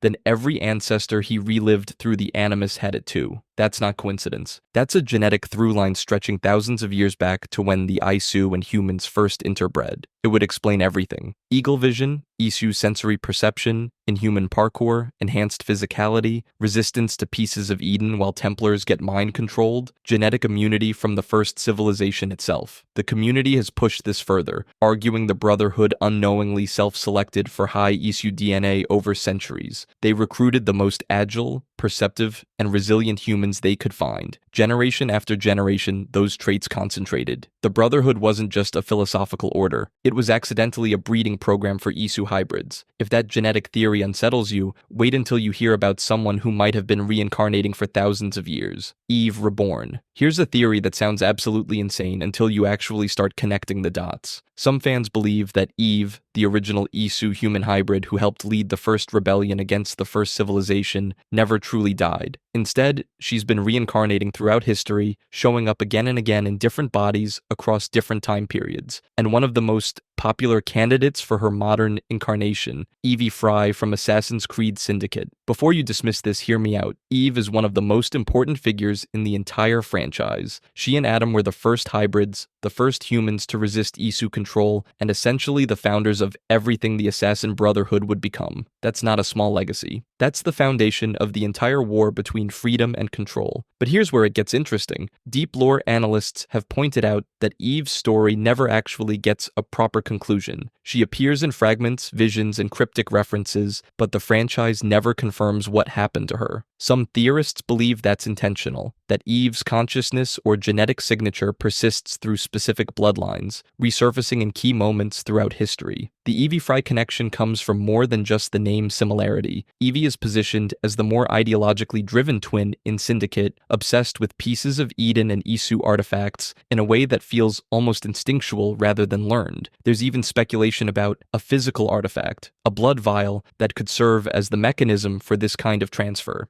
Nobody at Ubisoft has confirmed this. The theory lives entirely in the space between what the games show and what they deliberately leave unsaid, but the franchise has a habit of planting seeds decades before they bloom. And speaking of Isu figures pulling strings from the shadows, the next theory involves one who didn't just manipulate history, she manipulated Desmond Miles into committing murder, Juno's puppet. Everyone remembers the moment Desmond killed Lucy. It's one of the most shocking scenes in the entire franchise. Your character, the guy you've been playing as, just stabs one of his closest allies. No warning, no build-up, just a blade through the stomach. And for years, fans accepted the surface explanation. Desmond lost control.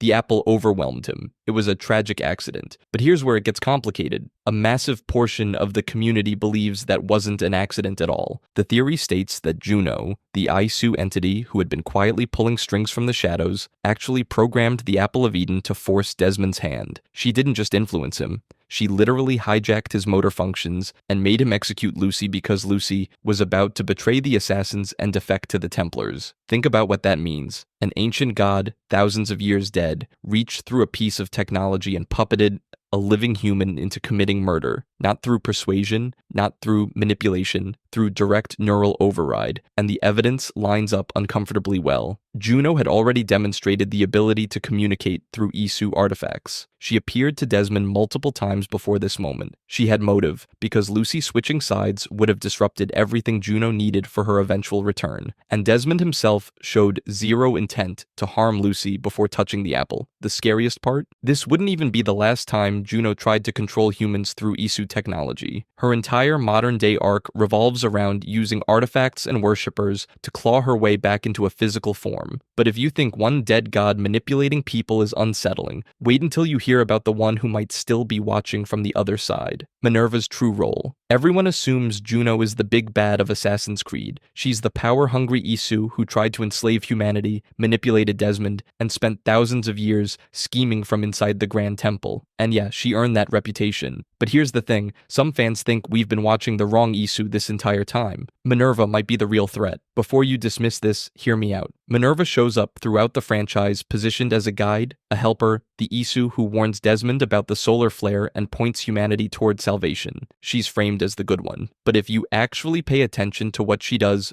versus what she says, the picture gets uncomfortable. Minerva doesn't just deliver warnings, she withholds information, she manipulates timelines, she appears at critical moments, drops cryptic half-truths, and then vanishes before anyone can ask follow-up questions. Every single interaction she has with a human protagonist involves her controlling exactly what they know and when they know it. That's not guidance, that's manipulation with better PR. And fans have noticed a pattern. Minerva's interventions consistently serve Isu interests first and human survival second. She warned Desmond about the flare, sure, but she also knew Juno would be released if he activated the eye, and her alternative was letting billions of people die.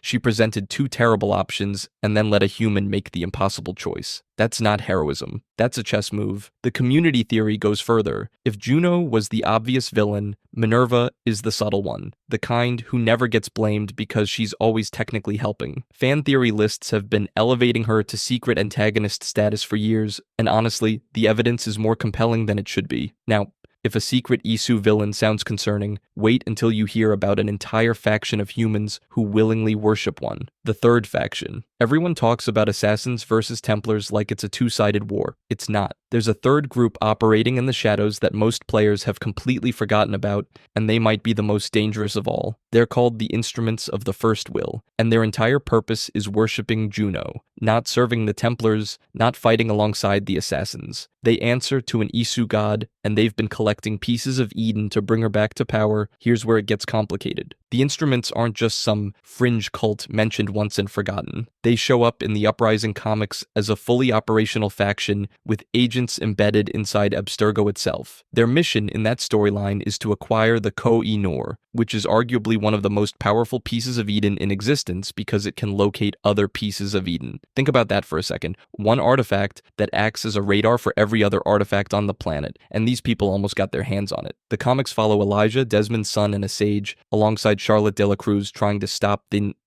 Instruments from pulling this off. But the real question fans keep asking is whether the Instruments actually disappeared after Juno's story concluded, or whether cells of them are still active in the modern day, quietly collecting artifacts nobody's tracking. Because here's the thing. Organizations built around religious devotion don't just dissolve when the object of worship goes silent. They go underground. They wait. And the instruments head infrastructure inside the world's most powerful corporation. Most players never touch the comics, which means most players have zero idea this faction even exists. And that's exactly how a shadow organization would want it. But if a secret Juno cult sounds wild, wait until we question the very technology that makes this entire franchise possible. Is it a time machine? The Animus is supposed to be a simulation. That's what Abstergo tells you. That's what the assassins tell you. You're not actually going back in time, you're just reliving genetic memories stored in your DNA. Simple enough, right? Except nothing about the Animus has ever been simple. Here's the thing. If the Animus is purely a memory playback device, then why does desynchronization exist the way it does? When you deviate too far from what your ancestor actually did, the system doesn't just glitch out. It actively rejects your input. It forces you back. A simulation would let you wander off script and fill in the gaps. But the Animus behaves like you're tethered to something real, and the system is preventing you from breaking it. Fans have argued for years that the Animus functions more like a temporal link between present and past. You're not watching a recording. You're observing events as they unfold, and desynchronization is a safeguard preventing you from altering history. The Animus lets you look, but it won't let you touch. But then Layla Hassan's modified Animus changed everything. Her version started interacting with Isu consciousnesses, accessing memories from people who weren't even her ancestors, communicating across time in ways that shouldn't be possible if you're just reading DNA data. Some players believe Layla's Animus didn't push the boundaries of the technology. It broke them entirely, and if it broke them, the boundaries were real. The past wasn't a reconstruction, it was a destination. Nobody at Ubisoft has definitively settled this debate, but the implications are massive. If the Animus is even partially a time machine, then every session any character has ever had was contact with the past. And if the Isu knew that technology would eventually exist, they could have planted messages and instructions designed to activate when someone finally plugged in, which means the Animus might not just be reading history, it might be the reason history happened the way it did. And speaking of rewriting history, the next theory cranks that idea up to 11, because fans believe the Assassins and Templars didn't just witness major historical events, they orchestrated them. Basim's secret. Basim ibn Ishaq might be the most dangerous character in the entire Assassin's Creed franchise, not because of his combat skills, not because of his brotherhood connections, but because he might not even be human anymore. Here's the theory. Basim is a reincarnation of Loki, the Isu, and everything he's done across multiple games is part of a calculated revenge plan that's been unfolding for thousands of years. And the scary part? The evidence is overwhelming. In Valhalla, players discover that Basim carries the consciousness of Loki within him.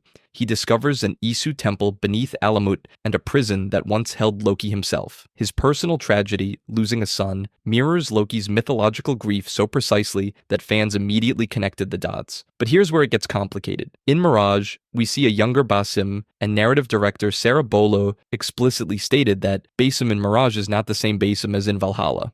That's a developer going on record to say, these are functionally different characters inhabiting the same body. Think about what that implies. If the Basim we meet in Mirage doesn't yet know what he is, then every interaction, every mission, every relationship he builds is happening while a god is slowly waking up inside him. Players who noticed Basim's strange behavior, his obsessive focus on certain artifacts, his cryptic reactions to Isu symbols, they weren't imagining things. Those were breadcrumbs. Multiple independent community investigations converged on the same conclusion. The Alamut Temple discovery, the prison detail, the personal loss paralleling Norse mythology. All of it points to Loki using Basim as a vessel to escape Isu imprisonment and reshape modern events. Some theorists even connect Basim's presence to Layla's Animus experiments, suggesting he's been influencing the Grey, the digital space between simulations. The franchise has never had a character operate across this many timelines simultaneously. And if the theory is correct, Basim isn't just a protagonist. He's a ticking time bomb that Ubisoft has been building for years. But if an ancient god hiding inside an assassin sounds insane, wait until you hear what fans think the Templars did to JFK, Houdini, and the moon landing. Assisted assassinations. Here's where Assassin's Creed stops being a video game and starts feeling like a history textbook written by a paranoid genius. because according to the franchise's own lore and the fan theories built around it, some of the most famous events in human history weren't just influenced by Templars and assassins. They were orchestrated using pieces of Eden. Let me explain. The JFK assassination. Fans have long theorized that the Templars used an apple of Eden to project a hologram on the grassy knoll during the Kennedy shooting. That's right, the second shooter wasn't a person. It was a projection from a first civilization artifact designed to create confusion and cover the real assassin's tracks. And before you laugh, remember that apples of Eden canonically create illusions. That's literally what they do. Projecting a fake gunman isn't even the craziest thing an Apple has done in this franchise, but it doesn't stop there. Harry Houdini, the greatest escape artist who ever lived, supposedly possessed an apple of Eden. That's how he performed his impossible tricks. Not skill, not misdirection, Isu technology. And when the Templars found out, they had him killed. His death from a ruptured appendix after being punched in the stomach, conveniently timed, to say the least. Then there's the moon. The theory claims the Templars placed an apple of Eden on the lunar surface, which reframes the entire space race as a Templar retrieval operation disguised as national pride. And Hitler? According to this corner of the fandom, the Assassin Brotherhood killed him while he was attempting to obtain a piece of Eden. The official story of his bunker suicide becomes a cover narrative written by the winners. Now, none of these have been explicitly confirmed by Ubisoft in the mainline games, but the franchise has always blurred the line between real history and Isu manipulation. And if rewriting individual historical events sounds insane, wait until you hear the theory that the Templars let an entire apocalypse happen on purpose. Planned extinction.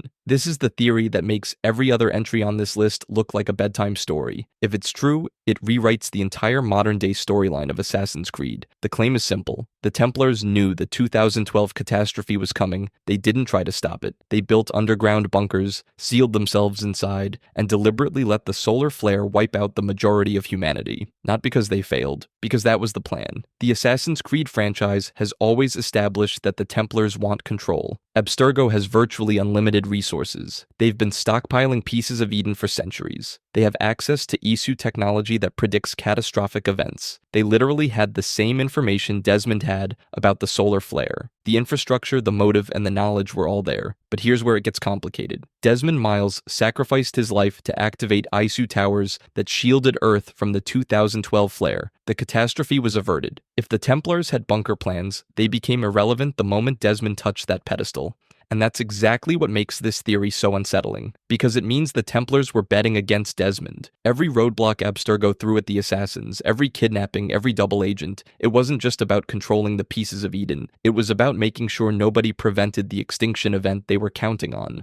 If this theory holds, then the entire Desmond saga wasn't just a race to save humanity. It was a race against an organization that had already written off 7 billion people and was waiting for the clock to run out. Nobody at Ubisoft has confirmed this. The evidence is circumstantial, pulled from Abstergo's documented resources, their bunker-like facility designs, and Templar ideology taken to its absolute extreme. But it keeps resurfacing because it answers a question the games never fully addressed. If the Templars knew about 2012, what was their actual contingency plan? The games gave us Desmond's answer. This theory suggests the Templars had their own, and theirs involved letting the world burn. That's what makes it the most insane theory on this entire list. Not because it's the most supported, but because the franchise built a world where it's not impossible. Every vault, every piece of Eden, every shadow corporation pulling strings behind governments, it all points to an organization that would absolutely make that call if it meant permanent dominion over whatever was left. Some theories make you rethink a game. This one makes you rethink the entire franchise. Assassin's Creed Brotherhood accidentally created some of gaming's most unsettling mysteries that still disturb players 15 years later. Every blood message, every impossible prediction, every reality-breaking glitch suggested something horrifying about the true nature of the animus and human consciousness. That's why today, I'm breaking down every unexplained mystery in Assassin's Creed and what they actually mean, starting with the man who predicted his own death. Subject 16's Blood Prophecies. Clay Kaczmarek painted 20 messages across Abstergo's laboratory in his own blood, and 12 years later, nobody can explain how he survived long enough to finish them, or how he knew things that hadn't happened yet. The official story makes sense at first. Clay was Subject 16 in Abstergo's Animus project, forced into extended sessions that drove him insane through the bleeding effect. On August 8, 2012, he slit his wrists with a ballpoint pen and used his blood to paint cryptic symbols across the walls. The messages included an inverted pentagram, the Borromean rings, Hebrew Hebrew text reading "The World to Come" and a barcode stamping 12/21/2012. Desmond discovered them in Assassin's Creed 2 using Eagle Vision. The puzzles unlocked the Truth video showing Adam and Eve escaping Eden 75,000 years ago. But then you find messages that shouldn't exist. Clay wrote, "The son your son" in Brotherhood. That's a reference to Desmond's illegitimate child Elijah, whose existence wasn't revealed until Black Flag 3 years later. Clay also addressed Desmond by name in messages painted before Desmond was ever captured by Abstergo. He encoded the exact date of the second disaster months before it occurred. Here's what breaks the established lore. The database states Clay died from blood loss within minutes of cutting his wrists. Security footage confirms this timeline, but the 20 blood messages span multiple rooms across Abstergo's facility. The pyramid of letters near Desmond's Animus feet alone contains over 300 characters. The mathematical formulas on the bedroom wall include the complete Mandelbrot set equation. Medical experts have documented that Clay would have lost consciousness within 90 seconds of severing his radial artery. Players calculated the time required to write all 20 messages. Minimum estimate, assuming perfect conditions and no blood loss, 45 minutes. Clay had maybe 2 minutes of consciousness. And that's not even addressing the biggest problem. The messages contain information from the future. Juno mentions in Revelations that she showed Clay the calculations while he was trapped in the Animus. These calculations were alternate timelines, possible futures, probabilistic outcomes computed by Isu technology 75,000 years ago. Clay saw every possible version of Desmond's life simultaneously. That's why he went insane. He experienced infinite timelines where Desmond succeeded, failed, had children, died alone, saved the world, or destroyed it. The prophecies weren't predictions. They were descriptions of events that were already calculated before Clay was born. But if one man seeing the future seems impossible, wait until you learn about the video he left behind that shows memories nobody should be able to access. The Truth video. Subject 16 left behind a video file labeled Session 12 that contains memories from 75,000 years before genetic memory should be possible, and the franchise has never explained how Clay accessed it or who his ancestor actually was. After solving all 20 glyph puzzles in Assassin's Creed 2, you unlock the Truth. The file header reads, Subject 16, Session 12. Date classified BCE. The video shows two figures in translucent bodysuits free-running through massive Isu architecture. A factory window reveals hundreds of human slaves working a metal refinery under mind control. The woman clutches a glowing sphere and screams, "Adam, I have it," before they escape into African wilderness. Binary code flashes across the screen, translating to Eden. The entire sequence takes place approximately 75,000 years ago during the human rebellion against the Isu. But here's the fundamental problem. The Animus works through genetic memory. You can only relive experiences your ancestors actually had. Clay would need an unbroken genetic chain spanning 75,000 years and roughly 3,000 generations back to whoever was present during Adam and Eve's escape. The mathematical improbability is staggering. Most family trees become untraceable after 10 generations. Clay's bloodline would need perfect documentation across the entire span of human evolution. No genetic bottlenecks, no broken lineages, no adopted children or unknown parents across 3,000 consecutive generations. Human civilization itself is only about 12,000 years old. Clay accessed memories from before humans built permanent settlements. Then there's the perspective issue. The video shows Adam and Eve from a third-person view, implying Clay's ancestor was chasing them, not helping them, hunting them. The camera angle suggests his genetic line descends from an Isu guard who tried to prevent humanity's liberation. Clay relived the memory of his ancestor attempting to stop human freedom. The database offers zero explanation for how this memory exists in Clay's DNA. Vidic's emails mention anomalous temporal access, but provide no mechanism. The bleeding effect gives you your ancestors' skills and memories. It doesn't let you access the genetic memories of people who lived before Homo sapiens evolved. The video proves the Animus can do something it scientifically shouldn't. Either genetic memory works completely differently than the games claim, or Clay accessed something that isn't memory at all. But if impossible memories from before human history seem disturbing, wait until you learn about the genetic trigger that can overwrite your entire personality with a dead Isu scientist. The Sage phenomenon. Any human can have their identity overwritten by a dead Isu scientist at any moment. And after 9 years, Ubisoft still hasn't explained how many people are walking around with this genetic time bomb in their DNA. The Sage system works like this. Juno manipulated human DNA thousands of years ago to create a hidden trigger that activates randomly across generations. When it triggers, the human's appearance changes to resemble Ada, an Isu scientist who was Juno's husband. Physical markers include heterochromia, different colored eyes, and anisocoria, different pupil sizes. The person receives Ida's complete memories and personality. They possess 5 to 6% Isu DNA compared to 0.0002% in normal humans. The franchise has documented at least 5 confirmed sages: Bartholomew Roberts in 1715, the pirate who obsessively sought the observatory; François Thomas Germain in 1789, the Templar Grand Master who orchestrated the French Revolution; John Standish in 2013, the Abstergo IT technician who tried to resurrect Juno; Jacques de Molay during the Templar Purge; Elijah, Desmond's son, revealed in the comics. But here's what makes this absolutely terrifying. Sages are born as normal humans with their own families, dreams, and identities. Then Ada's consciousness gradually emerges. Many sages don't even know what's happening to them. They experience memories of a woman they've never met but feel compelled to find. They develop skills they never learned. Their personality shifts without explanation. The transformation is irreversible. Bartholomew Roberts described it as remembering a life I never lived but know I experienced. By the time he captained the Royal Fortune, Roberts couldn't distinguish between his own memories and Ada's. He abandoned his original goals to serve Juno's agenda. His identity was essentially murdered from within by genetic programming implanted before humanity existed. John Standish's case proves the full horror. In Black Flag's modern-day sequences, Standish works as a normal IT employee, then his sage memories activate. He poisons your coffee, he manipulates security systems, he attempts to weaken you enough for Juno to possess your body. When you kill him, his final words are, "I just wanted to be with her again." Not his wife, not his girlfriend, Juno. A digital ghost he'd never met but was genetically programmed to love. The sage phenomenon means any child born anywhere could be a sleeper agent for a dead civilization. Their original self will be overwritten. Their choices will become Ada's choices, and there's zero warning until it happens. But at least sages know something external is overwriting them. Unlike the bleeding effect, which makes you think your ancestor's personality is actually yours. The bleeding effect. The bleeding effect is described as a side effect of animus use that gives you your ancestor's skills, and that would be fine, except it doesn't give you skills. It replaces you with dead people. The official explanation sounds reasonable. Extended animus exposure causes memories to bleed into waking life. You experience brief hallucinations under 30 seconds. You might see your ancestor's world overlaid on modern reality. Lucy Stillman established 30 seconds as the safety threshold before permanent damage occurs. The database describes it as involuntary skill acquisition, where users gain combat abilities, language fluency, and eagle vision from their ancestors. Sounds useful, sounds controllable, sounds like a beneficial glitch in the technology. But then you see what it actually does to people. The bleeding effect follows a specific progression that Abstergo documented across multiple subjects. Stage 1 is brief visual hallucinations. Stage 2 is extended visions with complete blackouts. Stage 3 is involuntary skill manifestation, where you perform actions you never learned. Stage 4 is identity confusion, where you can't distinguish yourself from your ancestors. Stage 5 is speaking in dead languages unconsciously. Stage 6 is complete mental breakdown with total inability to separate identities. Clay Kaczmarek reached stage 6 after weeks of forced animus sessions. Vidic's emails describe Clay screaming in languages he didn't speak. He wrote messages as Abraham Lincoln. He quoted Jean de La Fontaine in perfect French despite never studying the language. His final recordings show him unable to remember his own name, what year it was, or who he was. The database entry states he had too many overlapping identities to distinguish a primary consciousness. Daniel Cross proves the bleeding effect doesn't even need the animus. Exposed to the technology as a child, Daniel experienced his ancestor Nikolai Orlov's memories spontaneously throughout his entire life. No machine required, the memories just happened. He relived Tunguska in 1908 while walking through Philadelphia in 2000. When Desmond killed him in Assassin's Creed III, Daniel was having a bleeding effect episode. He may not have known which identity was dying. Desmond describes the existential horror perfectly in Revelations. I can feel them in my head, Altair, Ezio, their memories, their skills. If I can't stop these visions, it won't be long before I start painting symbols on the walls. The franchise never clarifies the distinction between gaining ancestral skills and being overwritten by ancestral personalities. When Desmond performs Ezio's combat moves, is Desmond acting, or is Ezio controlling him? Nobody knows. The games treat them as the same thing. But if losing yourself to your ancestors seems terrifying, wait until you learn about the white void where time stops and the dead speak impossible truths. The memory corridor. Every Assassin's Creed game features a white void where time freezes and dying targets confess impossible truths. And after 17 years, the franchise has never explained what this space actually is or how it exists. The memory corridor appears after every major assassination across the entire franchise. Time completely stops around you. The assassin and target enter a dimensionless white space with no walls, no floor, no physics. Extended dialogue occurs, sometimes lasting several minutes. The target reveals information information they couldn't possibly share in their dying breath. Rodrigo Borgia philosophizes about power while bleeding out from a stab wound. Al-Mualim lectures Altair about free will with a sword through his chest. Haytham Kenway shares childhood memories with Connor as he dies. Then reality resumes with the target's death, and nobody around you noticed anything unusual. But then you realize the logical impossibilities stack too high. These assassinations happen in crowded public spaces. Altair kills Tamir in a busy marketplace in Damascus in front of dozens of witnesses. Ezio stabs Vieri de Pazzi on a siege tower surrounded by guards. Connor kills William Johnson at a peace conference with hundreds of attendees. Nobody ever comments on the extended conversations happening over corpses. The conversations are too long for final words. Charles Lee speaks coherent sentences for over 2 minutes with a fatal gunshot wound. Jubair al-Hakim delivers a philosophical treatise about knowledge while dying. Robert de Sablé confesses the Templar conspiracy in complete detail despite having seconds to live. Medical reality says these people should be unconscious or incoherent from shock and blood loss. Then there's the information problem. Targets reveal deeply personal truths they have zero motivation to share. They confess plans, name co-conspirators, explain their entire ideology to the person who just killed them. Some express regret, some thank their killer. William Johnson admits he manipulated both sides of the conflict. Haytham reveals Juno's manipulation. These aren't dying words. These are confessional monologues from people who somehow gained perfect clarity and honesty the instant they were fatally wounded. The franchise offers 3 inadequate explanations. The animus interpretation theory suggests the simulation creates this space during high synchronization moments to help Desmond understand his ancestors' targets. But this doesn't explain why the memory corridor appears in Origins and Odyssey, which use completely different animus technology and have no modern-day protagonist. The Eagle Sense theory suggests high Isu DNA allows glimpses of knowledge, the Isu sixth sense that perceives truth. But this doesn't explain why targets also enter the space and participate. The Piece of Eden theory suggests the artifacts can slow time, but assassins don't use them during these sequences. The memory corridor suggests a literal dimensional space between life and death that consciousness enters during fatal trauma. If dying minds genuinely access this limbo, the animus isn't just replaying memories, it's accessing the afterlife. But if a white void between life and death seems impossible, wait until you learn about the Isu device that uses blood to see through living eyes in real time. The Observatory. The Observatory in Assassin's Creed 4 uses blood samples to watch anyone in the world in real time. And 10 years later, nobody can explain how it actually works or why it inverts everything we know about genetic memory. Edward Kenway discovers the observatory in Sequence 10 at Long Bay, Jamaica in 1722. The facility is buried deep in the jungle, powered by a single crystal skull housed inside a massive armillary sphere. The mechanism is simple. Insert a blood vial into the skull. The device projects real-time audio and visual feeds of whatever that person currently sees and hears. Thousands of blood vials line the observatory's corridors, suggesting the Isu monitored thousands of humans simultaneously. The viewing chamber contains rows of stone seats designed for mass surveillance operations. Bartholomew Roberts demonstrates it by showing Edward exactly what Governor Lawrence Torres is doing at that exact moment, miles away.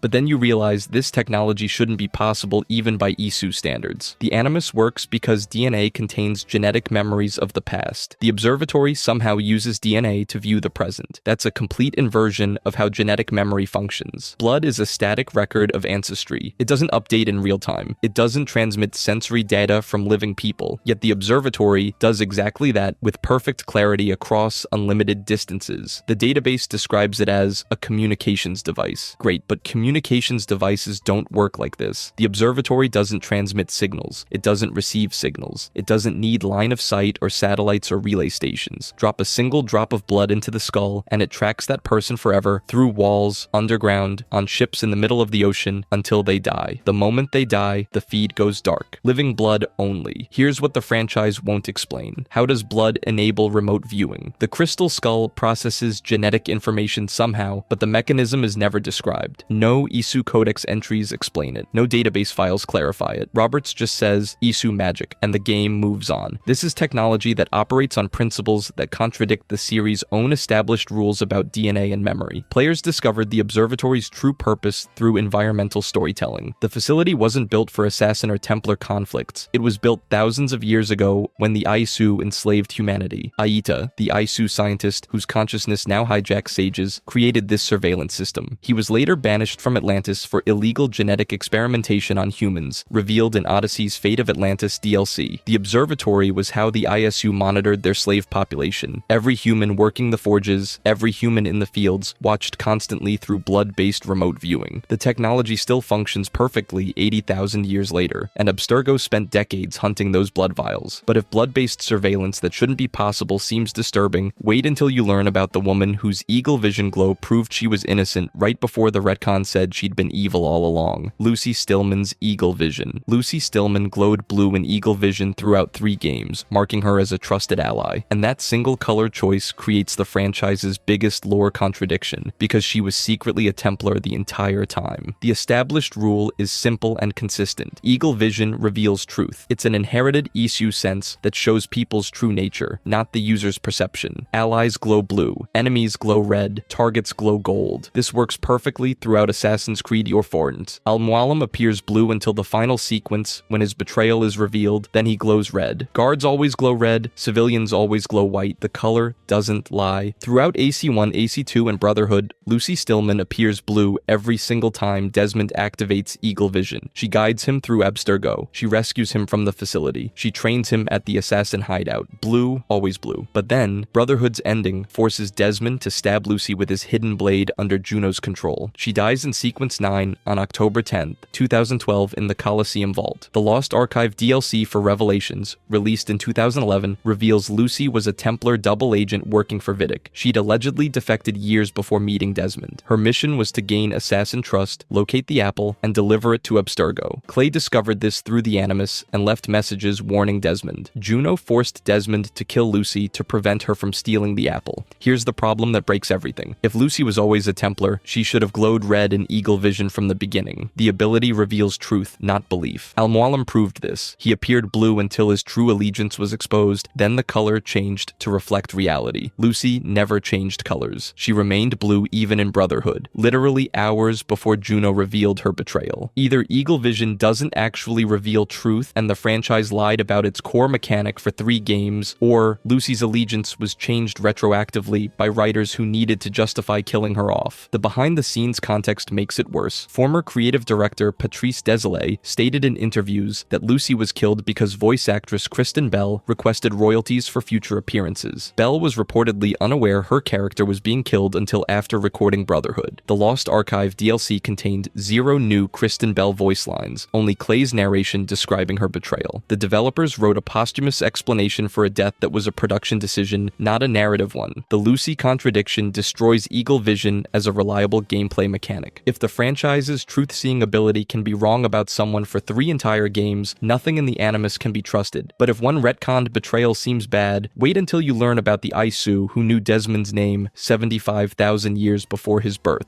Minerva's prophecy. Minerva spoke Desmond's name in 1499, 75,000 years after her death, and the franchise has never explained how she calculated his exact identity before humans even existed. The Vatican Vault scene happens on December 28, 1499, in Assassin's Creed II's finale. Ezio uses the apple and staff to unlock a hidden chamber beneath the Sistine Chapel. A holographic projection of Minerva appears, towering above him in golden light. Ezio tries to speak to her. She interrupts him. "I am not speaking to you, Ezio. I am speaking to him, the one who would watch, Desmond." She then delivers a detailed warning about a solar flare scheduled to hit Earth on December 21st, 2012. Exactly 513 years in the future, she tells Desmond to find the Grand Temple and provides its location. The entire message was recorded before Rome existed. But here's the impossible part. Minerva died approximately 75,000 years before Desmond Miles was born. She recorded this hologram specifically for a moment when Ezio would enter the Vatican Vault, and Desmond would be viewing that exact memory through an Animus. She calculated Desmond's birth, his capture by Abstergo, his escape with Lucy, his use of the Animus 2.0, and the precise sequence where Ezio would access this vault. The level of precision required is staggering. Minerva needed to predict Desmond's parents' meeting, his father's decision to leave the Assassin Order, Desmond running away at 16, his capture in September 2012, the exact genetic memories he would explore, the technological development of the Animus itself. and his name. She knew his name would be Desmond Miles 75,000 years before the Miles family existed. Jupiter explains the mechanism in Revelations. I am not used to the calculations. That has always been Minerva's domain. The Isu possessed a device called the Eye that allowed them to manipulate probability and view possible future timelines. Minerva could see infinite versions of the future and calculate which ones would occur based on initial conditions. But viewing possibilities is different from knowing certainties. She didn't say, someone named Desmond might watch this. She said, Desmond with absolute confidence. The calculation required accounting for every variable in human history: wars, plagues, technological developments, individual choices across 3,000 generations. One person making a different choice anywhere in that 75,000-year span could have prevented Desmond from existing. The butterfly effect should make this prediction impossible even for Isu technology. Here's what this actually means. If Minerva calculated Desmond's entire existence, free will doesn't exist in the Assassin's Creed universe. Desmond didn't choose to become an assassin. He was calculated into existence for a specific purpose determined before humans evolved. His sacrifice at the Grand Temple wasn't heroic, it was predetermined. The franchise treats this as proof of Isu technological superiority, but it's actually proof that every human in the AC universe is following a script written before they were born. But if one predetermined hero seems disturbing, wait until you see what happens when the entire video ends and you realize these 12 mysteries connect to something far bigger than any of them alone. The Assassin's Creed franchise has quietly delivered some of the most devastating moments in gaming history, from children murdered to prove a point, to entire civilizations erased in a single fire. These games have never been afraid to go dark. Today, I'm breaking down the 10 most disturbing moments across the entire series, starting with the one that changed everything: the Pazzi conspiracy execution. Here's something people forget about Ezio Auditore. When the most iconic moment in Assassin's Creed history happens, he's not an assassin. He's not a warrior, he's a teenager, a kid who spent his days getting into fistfights and chasing girls across Florence. And on November 26, 1476, that kid watches his father and two brothers get hanged in the Piazza della Signoria while he can do absolutely nothing about it. Giovanni Auditore genuinely believed he was protecting Florence. He had zero idea the Pazzi family had been engineering his destruction from the inside. The conspiracy wasn't just about eliminating a rival, it was about making an example. That's why they did it in the most public square in all of Florence. They wanted every person in that city to watch the Auditore name die. And here's what made this revolutionary for a 2009 game.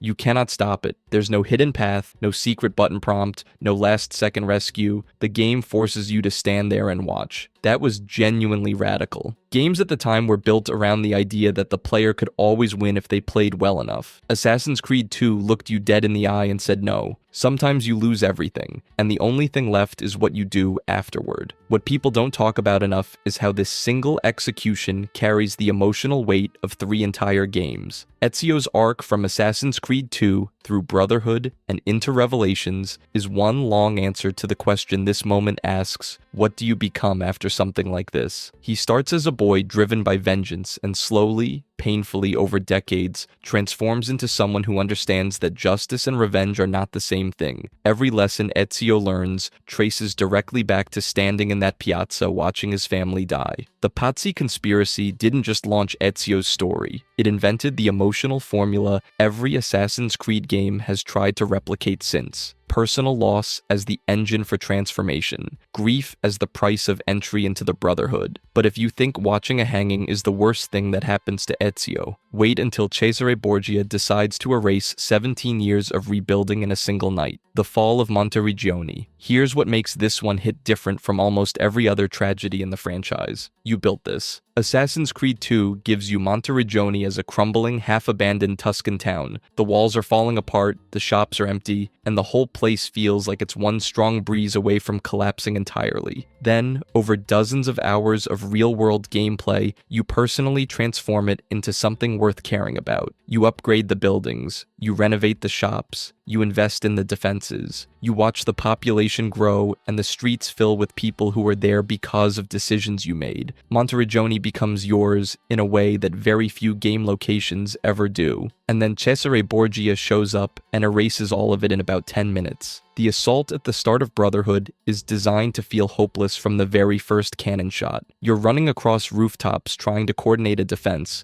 but forces breach the walls. Buildings you upgraded are on fire. Citizens you attracted to the town are dying in the streets. Every system the game spent hours teaching you to invest in is being systematically dismantled, and there is literally nothing you can do to stop it, which is, not ideal.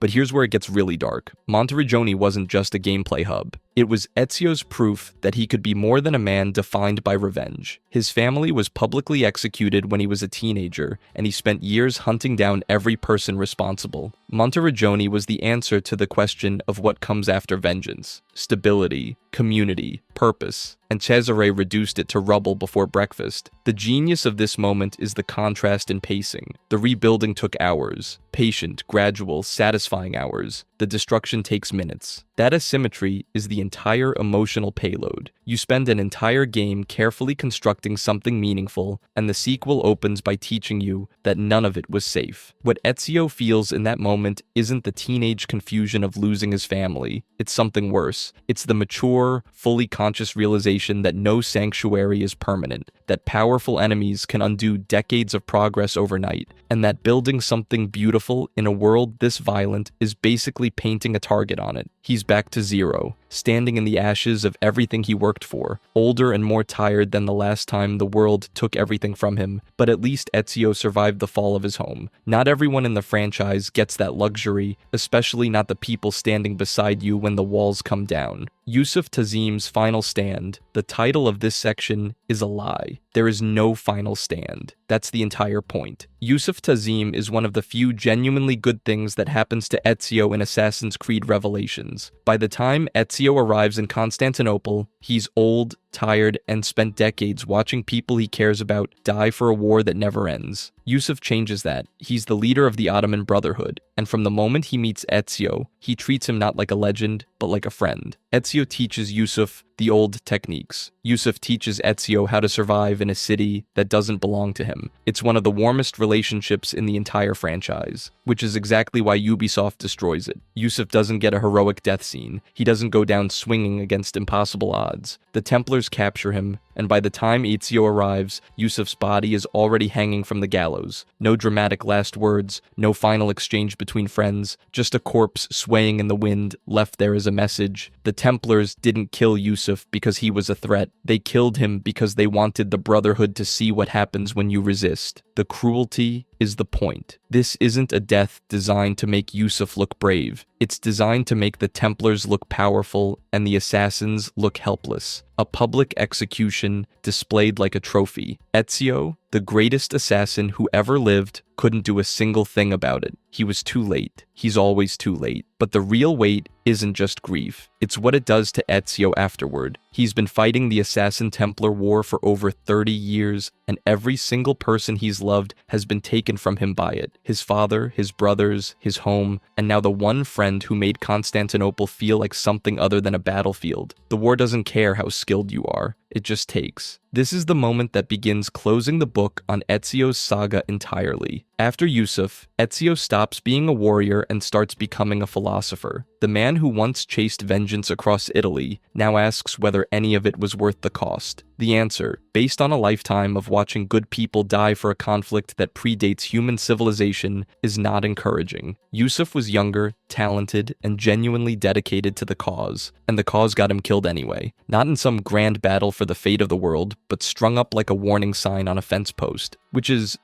not ideal. But if you think losing a friend is the worst thing this franchise can do to a protagonist, wait until you see what it does to Connor's entire identity. Connor's choice at Kanata Satan. Most dark moments in Assassin's Creed come down to a single scene. A death, a betrayal, a body you weren't ready to see. Connor's tragedy doesn't work like that. His is a slow devastation spread across an entire game, and by the time you realize what's happening, it's already too late. Connor, born Ratten Hanake Tan, grows up in the Mohawk village of Kanata Satan. His mother is killed by the Templars before the main story even begins, burned alive in an attack on his village when he's just a child. That alone would be enough trauma for most protagonists. but the game treats it almost like a footnote because what comes next is so much worse. Connor joins the American Revolution. He fights alongside the Patriots. He bleeds for the cause of liberty because he genuinely believes an independent America will protect his people, that freedom will extend to the Mohawk, that the men he's helping will remember who helped them. They don't. Here's where Assassin's Creed 3 becomes something most games are too cowardly to attempt. Connor's allies were never going to protect native interests. George Washington orders the burning of Iroquois villages. The revolution Connor bled for doesn't just forget about indigenous peoples, it actively displaces them. The new nation he helped build starts dismantling his community the moment the ink dries, and the game gives you zero way to fix it. There's no hidden ending where Connor saves Kanataseton, no secret mission where you convince the Founding Fathers to honor their debts. Fighting for American independence directly harms his own people, and no amount of Templar killing resolves that.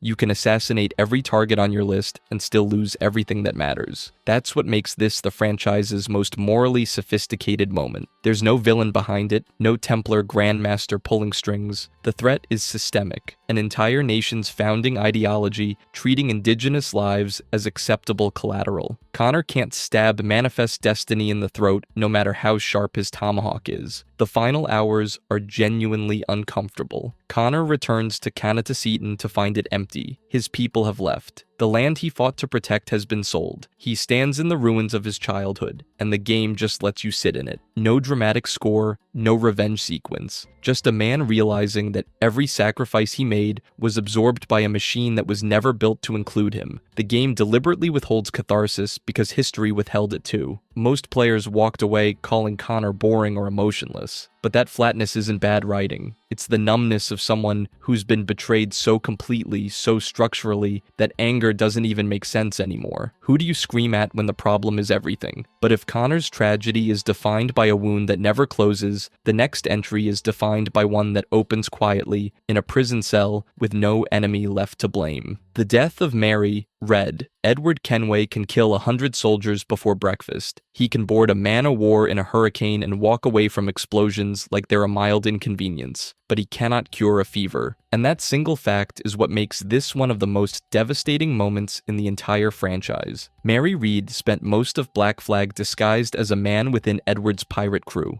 And she was the only person in his life who consistently told him the truth, not what he wanted to hear, the truth. While Edward chased gold and glory across the Caribbean, Mary was the one pulling him aside and reminding him that his ambitions had a body count. She wasn't preachy about it either. She just had this quiet, stubborn clarity that made Edward uncomfortable, because deep down, he knew she was right. Here's where it gets dark. Mary doesn't die in a dramatic sword fight. She doesn't take a bullet meant for Edward. She contracts a fever. That's it. A mundane, ordinary 18th century disease that killed thousands of people every year without caring whether they were good or evil. The Caribbean didn't discriminate. You could be the most important person on the ocean, and a mosquito bite could end you faster than a cannonball. Edward rushes to save her, because of course he does. By this point in the story, he's finally starting to understand what Mary's been telling him all along, and he arrives too late. Not dramatically too late, just too late. The kind of too late that happens in real life, where the distance between you and someone you care about turns out to be slightly longer than the time they had left. Their final conversation is what breaks people. Mary doesn't rage against her fate. She's calm. She's accepted what's happening. And instead of focusing on herself, she spends her last words worrying about him, about what he'll become after she's gone, about whether he'll finally stop running from the person he's supposed to be, which is, not ideal when you're trying to hold it together as a player. The scene is deliberately quiet.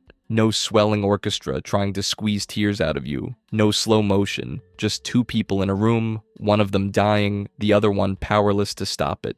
Ubisoft stripped away every tool the franchise normally uses to make death feel important. No hidden blade through the throat, no dramatic last stand. Just a fever, a conversation, and then silence. That restraint is exactly what makes it hit so hard. The entire game is a power fantasy about being the most dangerous pirate in the Caribbean, and then it pauses everything to remind you that power means absolutely nothing when biology decides your time is up. Every skill the player has spent 40 hours developing is completely, utterly useless in this moment. But if Mary's death is a quiet tragedy born from nature's indifference, the next entry is a loud one, born from something far worse. Because when Shay Cormac triggered an earthquake in Lisbon, it wasn't disease that killed thousands of innocent people. It was the Assassin Brotherhood, Shay Cormac's betrayal at Lisbon. This is the moment Assassin's Creed looked its own heroes in the eye and said, "You might be the bad guys." Shay Cormac starts Rogue as a true believer, devoted assassin, loyal to his mentor Achilles Davenport, willing to follow orders without question. So when Achilles sends him to Lisbon to retrieve a precursor artifact, Shay doesn't hesitate. Get in, grab the artifact, get out. Simple, except it's not simple. The moment Shay interacts with the artifact, the entire city destabilizes. The ground splits open, buildings collapse, thousands of civilians die in a catastrophic earthquake triggered directly by his actions,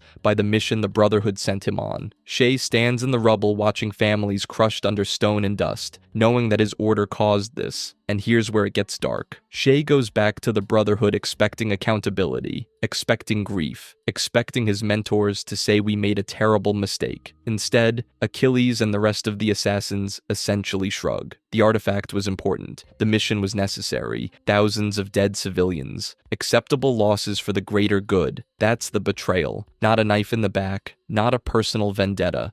Shay is betrayed by an entire moral framework. The organization he gave his life to looked at a city full of corpses and decided the math still worked out. Sorry about Lisbon, but we needed that artifact. Cool. That's also a thing that happened. What makes this hit differently is that it forces the player to sit on the wrong side of the assassin logo. Every game before Rogue positions the assassins as freedom fighters and the Templars as authoritarian villains. Then Rogue asks a very uncomfortable question. What happens when the freedom fighters decide civilian casualties are an acceptable price for ideological purity? Because that's exactly what Achilles does. He doesn't deny the deaths. He just decides they don't matter enough to change course. Shay's eventual alliance with the Templars isn't some brainwashing arc or revenge plot. It's a man who watched his mentors refuse to mourn the people they killed and decided he couldn't stomach it anymore. The Templars aren't presented as righteous. They're presented as the lesser evil, which is somehow worse. The community is still fighting about this one. Some players call it the franchise's most brilliant piece of moral storytelling. Others argue the entire game is narrative manipulation designed to retroactively justify Templar ideology across the series, that it stacks the deck against the assassins to make a faction switch feel earned when it really isn't. Here's the thing though, that division is exactly why it works. A scene that everyone agrees on is just a scene. A scene that splits an entire fan base over whether the heroes deserve to lose their hero. That's something else entirely. You can't intellectualize thousands of people dying. You can't reframe rubble and screaming as necessary sacrifice without sounding exactly like the villains you've been fighting for 6 games. Shay didn't leave the assassins because they failed him. He left because they succeeded at something monstrous and called it progress. But if institutional betrayal can break a man's faith, imagine what happens when that betrayal starts before you're even old enough to understand it. The assassination of Arno's father. Most assassinations in this franchise are deliberate, calculated. Someone decides someone else needs to die, and they make it happen. Charles Dorian's death is exactly that. A Templar agent completing a mission with surgical precision. Young Arno Dorian is at the Palace of Versailles when it happens. His father Charles, a member of the Assassin Brotherhood, is killed by the Templar Shay Cormac during a period of brutal conflict between the two orders. Arno is a kid. He doesn't understand the politics, the factions, the centuries-old war. All he knows is that his father was alive, and then he wasn't, and the man who did it disappeared into the crowd like it was nothing. What follows is almost worse than the murder itself. Arno gets adopted by the Templar Grand Master Francois de la Serre, a man who raises him alongside his own daughter Elise. Arno grows up completely unaware of his father's true allegiance, completely unaware that the organization his adoptive father leads is the same one responsible for making him an orphan. The truth sits underneath everything like a crack in a foundation. Here's where it gets genuinely tragic though. Years later, Francois de la Serre is murdered, killed by a Templar conspiracy from within his own ranks. And this is the death that actually breaks Arno. He loses his adoptive father the same way he lost his real one, to factional violence he never asked to be part of. Arno gets blamed for the murder, thrown in the Bastille, and it's only there that he finally learns the truth about his biological father's brotherhood. So he joins the assassins, not out of some grand ideological commitment, but because he needs answers and he needs to find the people who killed Delaserre, which is,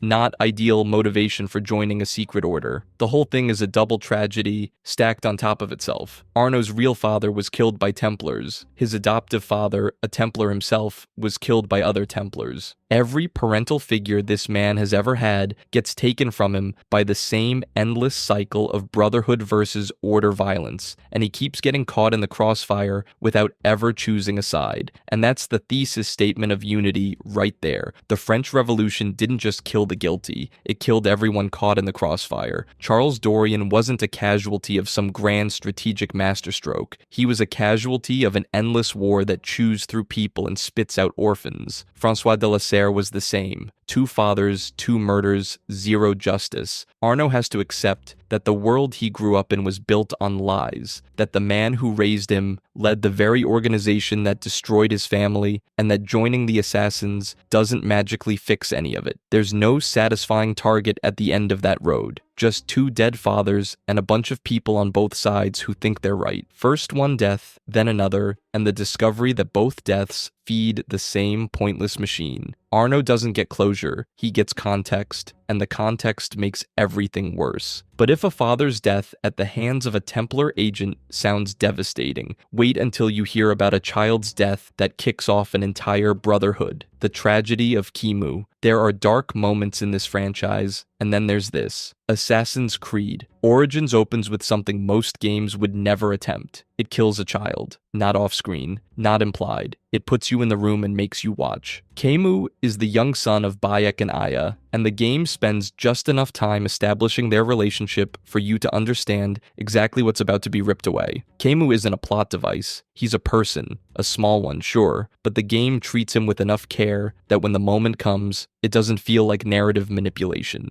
It feels like watching something terrible happen to someone who didn't deserve it. Here's how it goes down. Bayek is captured by the Order of the Ancients, a proto-Templar organization operating in Ptolemaic Egypt. They want him to open a vault beneath the Temple of Amun. Kemu is there because Bayek brought him along. During the struggle, Bayek's own hand is forced onto a blade, and Kemu is stabbed. He dies in his father's arms. The senselessness is the point. Kemu wasn't targeted. He wasn't a threat. He was just there. No grand sacrifice, no heroic last words. Just a boy who trusted his father, caught in something he couldn't possibly understand. But here's where Origins does something most revenge stories are too cowardly to do. It doesn't let Bayek off the hook. Bayek brought Kemu to that temple. He put his son in proximity to danger, and the game never fully absolves him of that decision. The grief is enormous, obviously, but underneath it is guilt, a quiet, corrosive awareness that he played a role in his own son's death. The game doesn't hammer this with dramatic monologues. It just lets it sit there, poisoning everything Bayek does afterward. Every kill is filtered through the question of whether he's seeking justice or trying to outrun the fact that he failed the one person he was supposed to protect. And then the franchise drops the real weight on you. Kemu's death doesn't just fuel a revenge quest, it becomes the emotional foundation for the entire Assassin Brotherhood. Bayek's grief, his rage, his need to ensure no organization ever wields that kind of unchecked power again, all of it feeds directly into the founding of the Hidden Ones. The brotherhood that Altair and Ezio and every other assassin inherits is born from this moment, from a father holding his dead son in a dark room beneath a temple. Think about that. The most iconic secret organization in gaming history exists because a man couldn't save his child, and not just couldn't, partially caused it. The Brotherhood isn't founded on noble philosophy or enlightened idealism. It's founded on grief, on guilt, on the kind of moral corruption that happens when vengeance becomes your entire identity and you dress it up as a creed. Origins earns its title right here, because this is the origin, not of a faction logo, but of a wound so deep it shaped centuries of conflict. No other moment in the franchise carries this specific weight. It's not just dark, it's the kind of dark that makes you question whether the thing you've been rooting for across 12 games was ever clean to begin with. And if you think the franchise learned its lesson about putting children in harm's way, wait until we get to Athens. Poibes, Fate in Athens. Here's the thing about Assassin's Creed Odyssey. The game spends roughly 60 hours turning you into a god. You fight mercenaries, conquer forts, take down entire fleets, and eventually start battling actual mythological creatures. Cassandra can deflect arrows, shrug off fatal wounds, and single-handedly dismantle armies without breaking a sweat, and none of it matters. Phoebe is a young orphan girl living in Kepalonia who befriends Cassandra early in the game. She's scrappy, she's optimistic, and she latches onto Cassandra with the kind of unconditional trust that only a kid who has nothing left can give. She's not a fighter. She's just a child who believes in Cassandra completely, and that belief becomes one of the only genuinely warm things in the entire game. Every interaction with Phoebe reminds you that beneath the mercenary contracts and Spartan bloodline drama, Cassandra is still capable of caring about someone small and completely defenseless, which is exactly why the Cult of Cosmos targets her. Late in the game, Cassandra arrives in Athens to find Phoebe's body. Not a quick death either. The environmental storytelling makes it clear Phoebe suffered. She was tortured, she was terrified, and she died alone, waiting for someone who could kill a Cyclops, but couldn't walk through a door fast enough. The cruelty is deliberate. This isn't a death that happens because of a failed mission. There is no hidden dialogue option. There is no secret path. Phoebe dies every single time, in every single playthrough, regardless of what the player does. You cannot save her. Period. And that's what makes it devastating. Odyssey is a game built entirely around player choice. You choose dialogue options, you choose who lives and who dies, you choose which ending you get. The game hands you agency like a gift, and then at the exact moment it matters most, takes it away completely. You have been told for dozens of hours that your choices matter. Turns out no, not this one. The timing is surgical. Phoebe's death doesn't happen in the opening act where it could be dismissed as setup motivation. It happens deep into the endgame, after you've fully internalized the power fantasy. You genuinely believe you can handle anything the game throws at you. Then it kills a child you care about and says, "Handle that." What follows is a finale that technically counts as a victory. Cassandra defeats the cult. She saves Greece, more or less. But the triumph feels hollow. The person who made the fight worth fighting is gone. Cassandra can stand over the bodies of every cult member in the game, and Phoebe is still dead. The power fantasy doesn't just crack, it collapses entirely, replaced by the quiet realization that being the strongest person in the room means absolutely nothing when the people you love are in a different room. Some players call it manipulative, a cheap emotional beat deployed to manufacture sadness. Others argue that's exactly the point. Lost doesn't care about narrative satisfaction. Phoebe's death isn't designed to feel fair.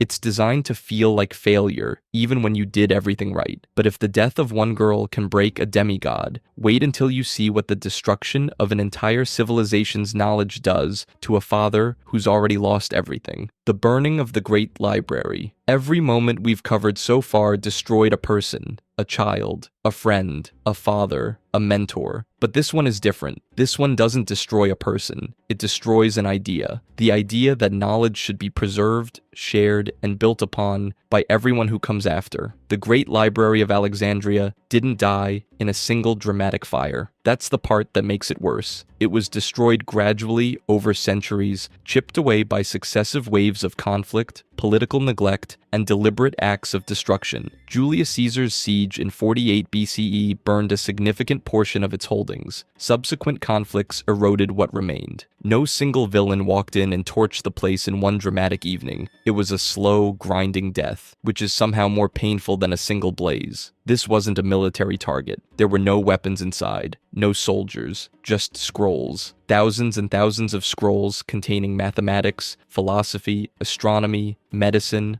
literature, history, the collected intellectual output of the ancient world, gathered in one place so anyone who wanted to learn could walk in and learn. And across the centuries, various powers looked at that and decided it wasn't worth protecting. Here's where it gets genuinely chilling. The library's decline wasn't just about fire or war, it was about priorities. Every ruler who underfunded it, every conflict where its preservation preservation wasn't worth the effort. Those were policy decisions. People in power understood that knowledge is power, not metaphorically, literally. A population that can read, reason, and access the discoveries of those who came before is extraordinarily difficult to control, so the access eroded. Nobody needed to kill every scholar. They just needed to stop caring about the institution those scholars depended on. Assassin's Creed weaves this into its mythology through the Order of the Ancients and Origins. The game lets you walk through the library while it still stands, browse its halls, see the scrolls on the shelves, and knowing what history tells us, knowing none of it survives to the modern day, gives every moment inside those walls a weight the game never has to spell out. You're standing in a place that's already dead. It just doesn't know it yet. Now, the library wasn't the only copy of everything it held. Many works survived through copies scattered across the ancient world, but the concentration of knowledge, the sheer organizational effort of housing that much scholarship in one accessible place that was irreplaceable, we will never have a complete accounting of what disappeared. The game takes that real historical wound and gives it a philosophical framework. The eternal tension between those who want humanity to learn and those who'd rather it stayed manageable. Every personal tragedy we've talked about today, every murdered child and betrayed friend, happened because of this philosophy. The Assassin-Templar War isn't really about hidden blades and rooftop chases. It's about one question the franchise has been asking since the very first game. Does humanity get to grow, or does someone get to decide? The answer is no.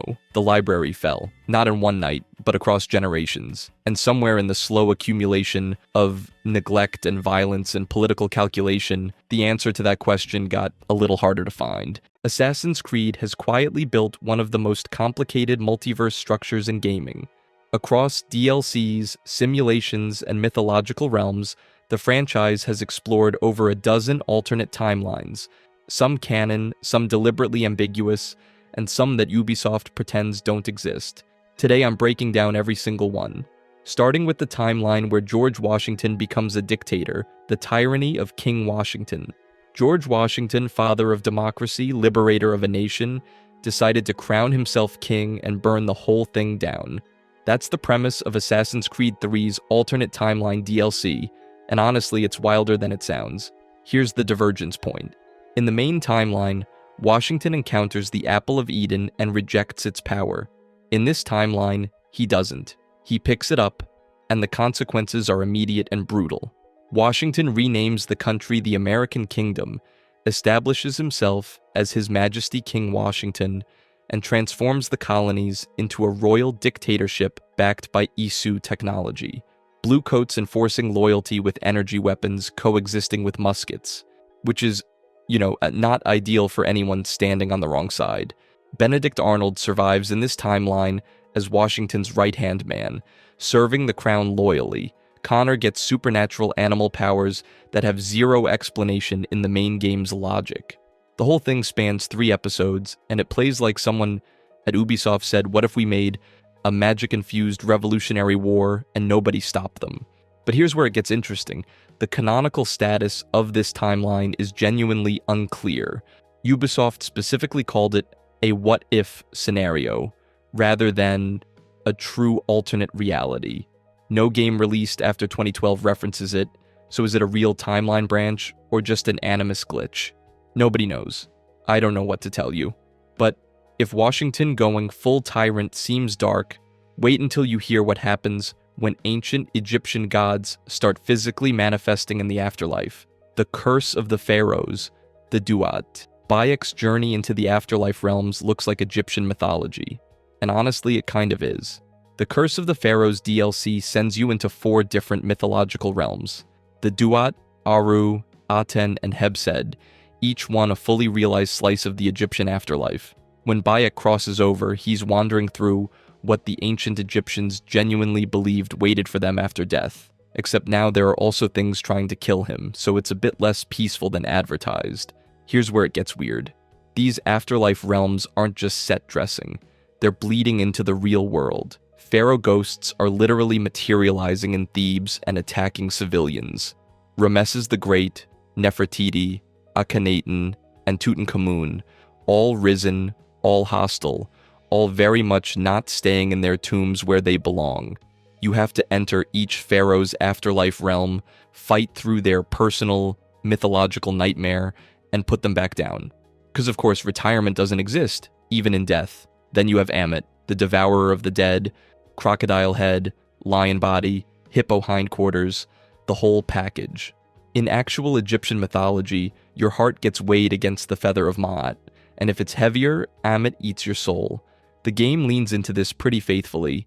Ammit shows up as a boss encounter, and fighting a creature specifically designed to consume unworthy souls is exactly as fun as it sounds. Not very welcoming. The afterlife realms also contain Isu mechanisms woven underneath the mythology, hinting that these spaces might be something more technological than spiritual. Great. Add that to the list, Ubisoft actually consulted Egyptologists during development to get the mythology closer to accurate, which is why the realms feel so grounded in genuine religious tradition despite being, a video game with a giant hippo monster. But if you think a collapsing Egyptian afterlife is wild, wait until you see the Greek one. Next up, Elysium, the fate of Atlantis, Elysium. So here's a question. Ubisoft probably didn't mean to ask. Does Assassin's Creed confirm life after death? Because once Cassandra steps through that Atlantis gateway, the lore gets real uncomfortable for anyone trying to keep things grounded. Elysium is, on the surface, exactly what you'd expect from a golden paradise. Floating land masses suspended by zero-gravity fields. Rivers of liquid light that literally restore your health when you touch them. The whole thing looks like someone gave ancient Greece a budget of infinity dollars and said make it glow. But here's where it gets complicated. This realm wasn't built as a vacation spot. It was a simulation created by the Isu, specifically by Aletheia, as a way for Cassandra to learn the truth about the Staff of Hermes. Inside the simulation, the place is ruled by Persephone, who governs with exactly the level of warmth you'd expect from someone running an afterlife, which is to say, 0. Every soul in Elysium exists under her absolute control, monitored by Isu systems, paradise with a terms of service agreement. But the real gem is what Elysium represents on a lore level. The simulation isn't just a pretty sandbox. It's a teaching tool designed to show Cassandra the knowledge she'd need to wield the staff responsibly.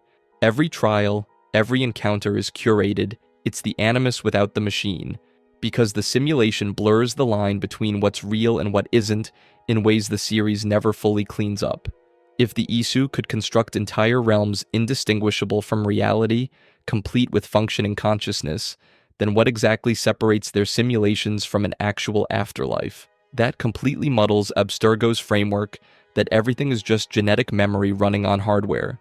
If Elysium's inhabitants have genuine awareness, there's something deeper going on. If they don't, then what exactly was Cassandra talking to? Nobody has a clean answer. Which is fitting because things only get messier from here. Elysium was the pretty version of the afterlife. The next stop is significantly less welcoming, the fate of Atlantis, Underworld. Cassandra arrives in the Underworld chasing Orichalcum and immediately trips into the most hostile constructed reality in the franchise. The Underworld is a sprawling, ruined landscape of volcanic nightmare and endless desolation. Rivers of fire cut through ashen plains. Towering obsidian structures loom over fields of the dead, but the landscape is honestly the least upsetting part. Here's where it gets complicated. The Isu Astarius is a towering biomechanical minotaur prototype. He is literally a flesh and metal soldier built from harvested genetic material, which is, not ideal. He patrols the underworld like a warden who never clocks out, and his combat AI adapts to your fighting style the longer the encounter goes. Great. Add that to the list of things that didn't need to exist, but absolutely do. But the Soul Forge is the standout concept. It resurrects fallen warriors as spectral hoplites. Kill a soldier, and they simply respawn. They come back with 0 memory loss. They remember you killing them. They remember exactly how you did it, and they come back angry. Every single time. An infinite army on a respawn loop is basically an Isu response to mortality itself, and it is genuinely horrifying. You're not fighting an army, you're fighting a concept. The concept is you will never win, and it has a sword. Meanwhile, echoes of historical figures like Medea persist as flickering holograms before dissolving. Their recorded consciousness degrades in real time right in front of you. You can watch their personalities fragment mid-sentence, memories slipping away like sand through fingers. They know it's happening too. They can feel themselves disappearing, and there is nothing they can do about it. That's bleak even by Assassin's Creed standards. And Isu inscriptions scattered throughout the environment date the underworld's creation back to the Isu era, making it one of the oldest constructed realities we have on record. This place has been running its nightmare loop for thousands of years before Cassandra ever set foot in it. But if you think the underworld is dark, wait until you see what's waiting in the actual city of Atlantis. The fate of Atlantis. Cassandra steps through that Atlantis portal and doesn't arrive for another 20 years. 20 years. What happened in those 2 decades is a complete blank, which is not ominous at all. Atlantis. When she finally walks into the Isu Citadel in 411 BCE, she finds a city spanning 200 square kilometers. 30-story towers powered by geothermal cores drilling 20 kilometers straight into the Earth's crust.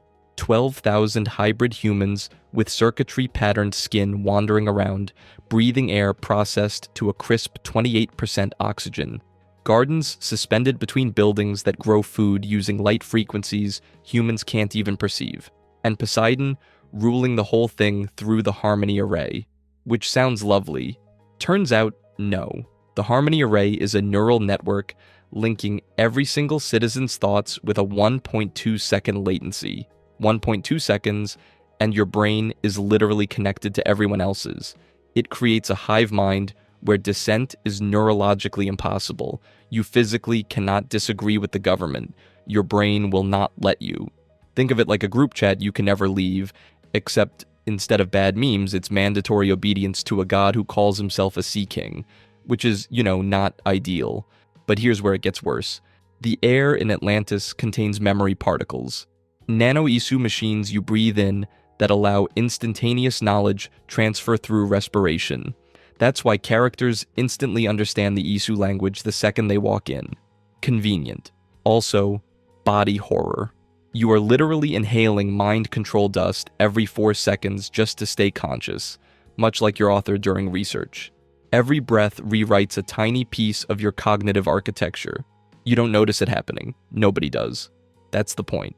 The city operated for 72,000 years before the catastrophe, making it the longest continuous civilization in AC lore by a margin so wide it's not even a competition. 72,000 years of breathing compliance dust and thinking in unison. And if you think an immortal underwater hive mind is terrifying, wait until you see what Odin does to reality itself. Dawn of Ragnarok. Odin doesn't just make mistakes. He makes extinction-level mistakes. And when Surtur kidnaps his son Baldur, Odin's response is to personally charge into the realm of fire dwarves to get him back. Which sounds heroic until you realize every decision he makes along the way somehow makes things worse. This is a franchise that includes a guy who accidentally destroyed an entire civilization by touching the wrong orb, and Odin still manages to stand out. The moment Surtur takes Baldur, the events cascade toward Fimbulwinter. 3 years of brutal, unrelenting winter across the realms. Crops fail, supply lines collapse, and the population of Midgard gets absolutely decimated. Not a gentle decline over decades. A rapid, merciless culling driven by starvation and total societal breakdown. Which is, not ideal, but here's where it gets genuinely interesting. The 9 realms each operate under distinct environmental conditions. Svartalfheim is a volcanic nightmare of molten rock, while Niflheim is a frozen void that kills you just by existing in it. Traveling between realms isn't just a narrative convenience. It's a complete environmental shock every single time, and the DLC actually makes you feel that mechanically. Then there's the Hugr Rip, easily the wildest mechanic in the entire DLC. Odin absorbs the powers of defeated Muspelheim enemies and reshapes his own abilities on the fly. You're stealing the essence of fire giants and using it to infiltrate their own strongholds. That's like ripping the engine out of someone's car and strapping it to your bicycle, while they watch. Now the Isu Tyr gets captured, which you'd think would simplify the rescue mission. Turns out no. Surtur's forces have scattered prisoners across Svartalfheim in hidden locations designed to waste exactly your kind of time. Great. Add that to the list. Both the Prose Edda and the Poetic Edda describe survivors of Ragnarok who repopulate the world afterward. The game leans into this cyclical idea of destruction and rebirth, not a clean ending, a reset.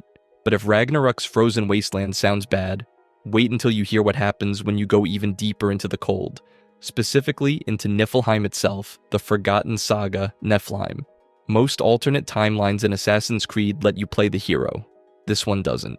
The Forgotten Saga drops you into Niflheim and quietly asks you to be the invader, and the uncomfortable part is how long it takes you to notice. The 2022 Valhalla DLC has Odin descend into Niflheim to rescue his son Baldur from the dead. Bold move, terrible consequences. Niflheim is a frozen underworld of mist and decay that wants you gone from the second you arrive. Every corridor is designed to kill you, every enemy hits harder than it should, and the cold itself feels like a character.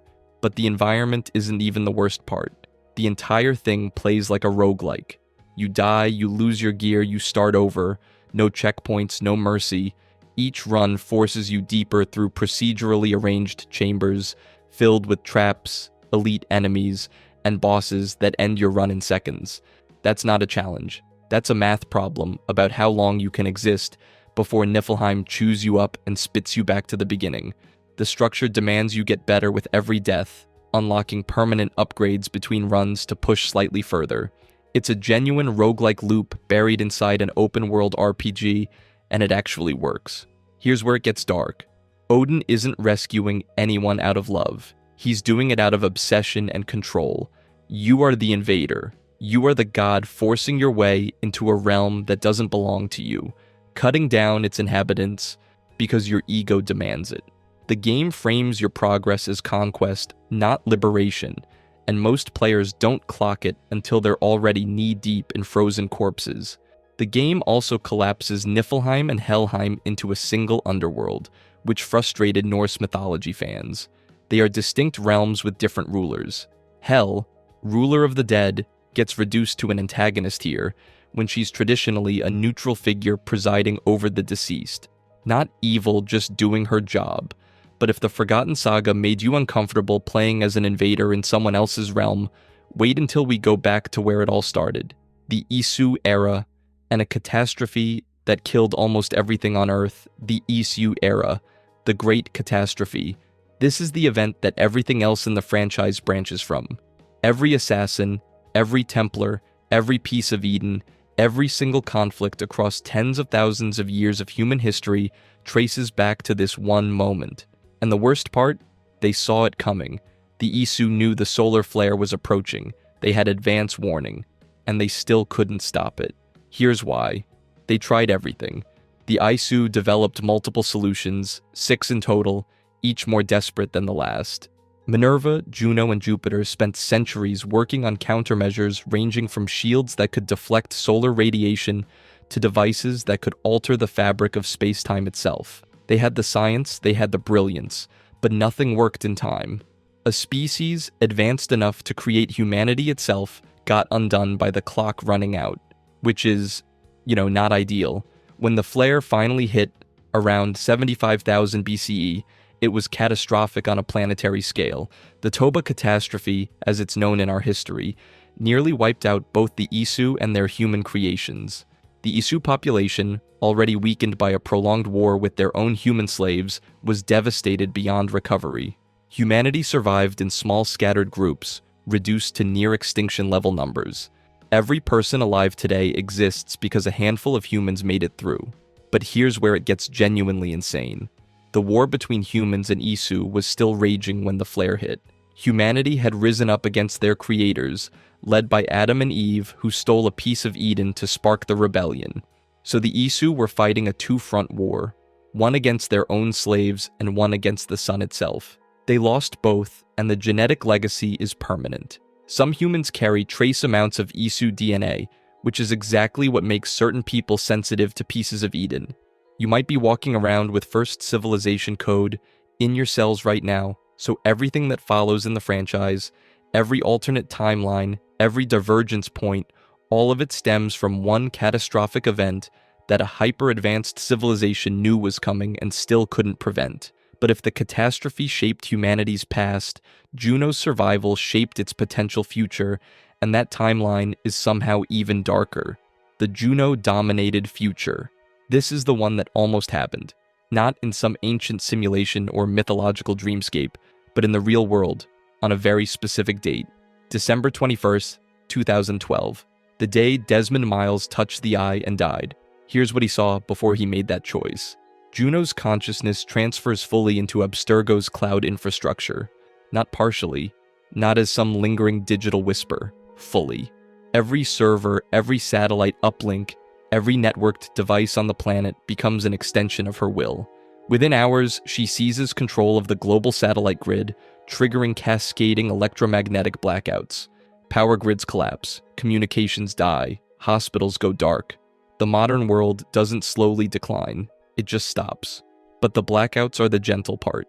Juno's consciousness fractures across countless digital avatars, spreading through every networked system she touches. Every activated piece of Eden becomes a relay tower for direct neural control. You don't fight Juno. You don't resist Juno. She simply overwrites you, like formatting a hard drive that happens to contain your personality. In this timeline, Abstergo hits the threshold for full ISU infrastructure activation within years. That's all it takes to build the framework for total species domination. From there, human population drops rapidly. Survivors retreat underground into makeshift Faraday cages, the only structures that block her signal. Average life expectancy inside those cages is brutal and short. Not because Juno finds them, because you can't grow food in a metal box forever. Every man, woman, and child on Earth, gone. And Desmond watched all of it. He saw the whole thing play out in that final moment before the eye, and he chose to die so none of it would ever happen. This timeline exists only as an implication, the AC3 ending's silent promise of what comes next if he walks away. It never becomes canon, because a 25-year-old bartender decided the entire human race was worth more than his own heartbeat, which is, a pretty good reason to save the world. But Juno wasn't the only threat hiding in the future. What happens when the ISU's existence stops being a secret and the entire world finds out the truth all at once? That's a different kind of apocalypse entirely. The War of the Unveiling. Most alternate timelines in Assassin's Creed ask, what if one person made a different choice? The War of the Unveiling asks something bigger. What if the entire world found out the truth at once? Not through a leak, not through a whistleblower, but all of it simultaneously with no way to contain it. Here's the divergence point. In the standard modern-day timeline, the existence of the ISU remains hidden behind Abstergo's corporate infrastructure, classified data buried under NDAs and black sites. But in the War of the Unveiling scenario, that infrastructure collapses. Templars and assassins simultaneously lose control of the information blackout. Every classified Animus file, every recorded piece of Eden interaction, every documented proof of a precursor civilization gets pushed onto public networks in a single uncontrolled data dump. The world wakes up one morning and finds out that a godlike species created humanity as a slave race, that pieces of Eden are real, and that two secret organizations have been fighting over this information for centuries. The radical world shift isn't a war in the traditional sense. It's a fracture. Different governments respond to the revelation differently and violently. Factions form almost immediately around competing interpretations of the ISU's existence. Some treat the pieces of Eden as divine relics, rallying entire populations into religious movements overnight. Others see them as weapons, sovereign territory, resources to be controlled. The geopolitical map rewrites itself in weeks. Borders that held for centuries become meaningless next to whoever physically holds ISU technology. The Assassin Brotherhood splinters.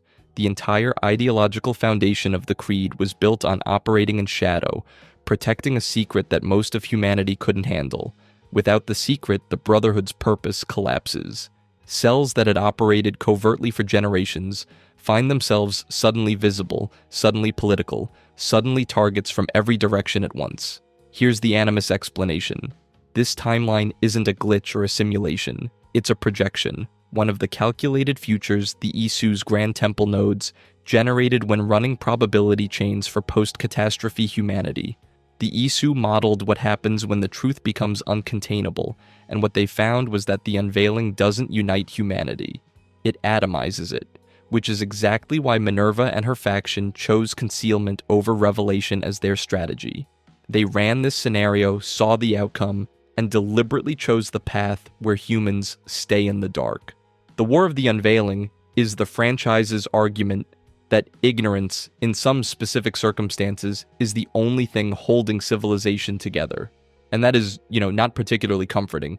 But if you think the chaos of an uncontrolled revelation is terrifying, wait until you find out that one being calculated every single move humanity would ever make, thousands of years before they made them. The calculations of Minerva. Most people think Minerva just showed up as a hologram in that temple and gave Desmond a warning, like she popped in, said, "Hey, world's ending, good luck," and bounced. But that's not what happened. What actually happened is so much bigger, it retroactively changes the meaning of every single Assassin's Creed game. Before the Toba catastrophe wiped out Isu civilization, Minerva and her faction worked alongside Juno and Jupiter to find solutions to the impending solar flare. They developed 6 different methods to save the world. 6, every single one of them failed.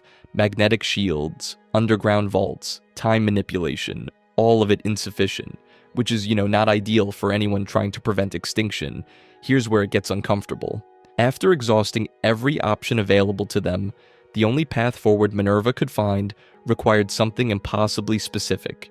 She needed to communicate across tens of thousands of years to one exact person at one exact moment, Desmond Miles. And the method she chose was genuinely unhinged. She recorded a message, embedded it in a temple vault, and addressed it directly to Desmond through Ezio Auditore. Not to Ezio. Through him, she literally looked past the man standing in front of her and spoke to someone who wouldn't exist for another 500 years. Ezio had zero context for what was happening. He was just a vessel. A biological telephone. Now here's the part that should genuinely disturb you. The Isu could calculate probable futures using the calculations of time. Minerva saw what was coming. She saw Desmond's role in it, which means the entire lineage leading to Desmond, Altair, Ezio, Connor, every ancestor the games follow, existed within a probability chain the Isu were tracking. Every game you've ever played in this franchise sits inside a timeline that a precursor civilization mapped out before humans could write. Whether those ancestors had genuine free will or were just following paths the Isu predicted is a question the series never fully answers. And honestly, that ambiguity is worse than a definitive answer would be. But if the Isu saw so much of the future clearly, why did things still go wrong in the modern day? The modern day node failures, everything we've covered so far exists safely in the past. Ancient civilizations, mythological realms, hypothetical futures. But this last one is happening right now, and nobody at Abstergo wants you to know about it. In 2012, Desmond Miles died activating the eye in the Grand Temple, but his consciousness didn't just vanish, it was absorbed into the Animus network, Abstergo's Helix servers. The ones powering their consumer entertainment division started experiencing cascading failures almost immediately after. Entire memory sequences corrupting, genetic data from multiple subjects bleeding into each other's timelines. They couldn't isolate the source. They couldn't even identify which nodes were compromised. But here's where it gets genuinely unsettling. The bleeding effect isn't just something that happens to Animus users anymore. It's spreading outward. Subjects in Abstergo's Montreal facility reported experiencing memories that belonged to nobody in their genetic lineage. Completely foreign ancestors, lives they had zero connection to. The Animus was no longer reading DNA accurately. It was cross-contaminating, pulling fragments from the cloud servers and injecting them into active sessions without any way to tell real genetic memory from corrupted data. And it gets worse. Juno's consciousness existed inside the Gray, the digital infrastructure connecting all Abstergo systems globally. Every Helix user, every Animus session, every piece of precursor data accessed was potentially being monitored or manipulated by a first civilization entity with her own agenda. Not a glitch, not a system error, an ancient being living inside their network. The initiates discovered that Abstergo's Animus Entertainment Division was deliberately suppressing reports of psychological damage in test subjects, which is, not ideal. The thin documentation is the scariest part. Abstergo buried the connection between the Helix consumer platform and their Templar operations inside layers of corporate NDAs and shell companies, because acknowledging the danger would confirm that the Animus isn't just reading history, it's destabilizing the people who use it. Every simulation, every memory relived, every session logged is eroding the boundary between the user's identity and their ancestors, and Abstergo knows. They've known since Subject 16 lost his mind entirely. They just kept going anyway. The entire Assassin's Creed franchise suddenly stops being historical fiction and becomes cosmic horror. The tool we've been using to explore all these timelines, it's breaking the people inside it, and there's no corporate incentive to stop. I don't know what to tell you. If you enjoyed this video and want to see more, click the video on the screen now.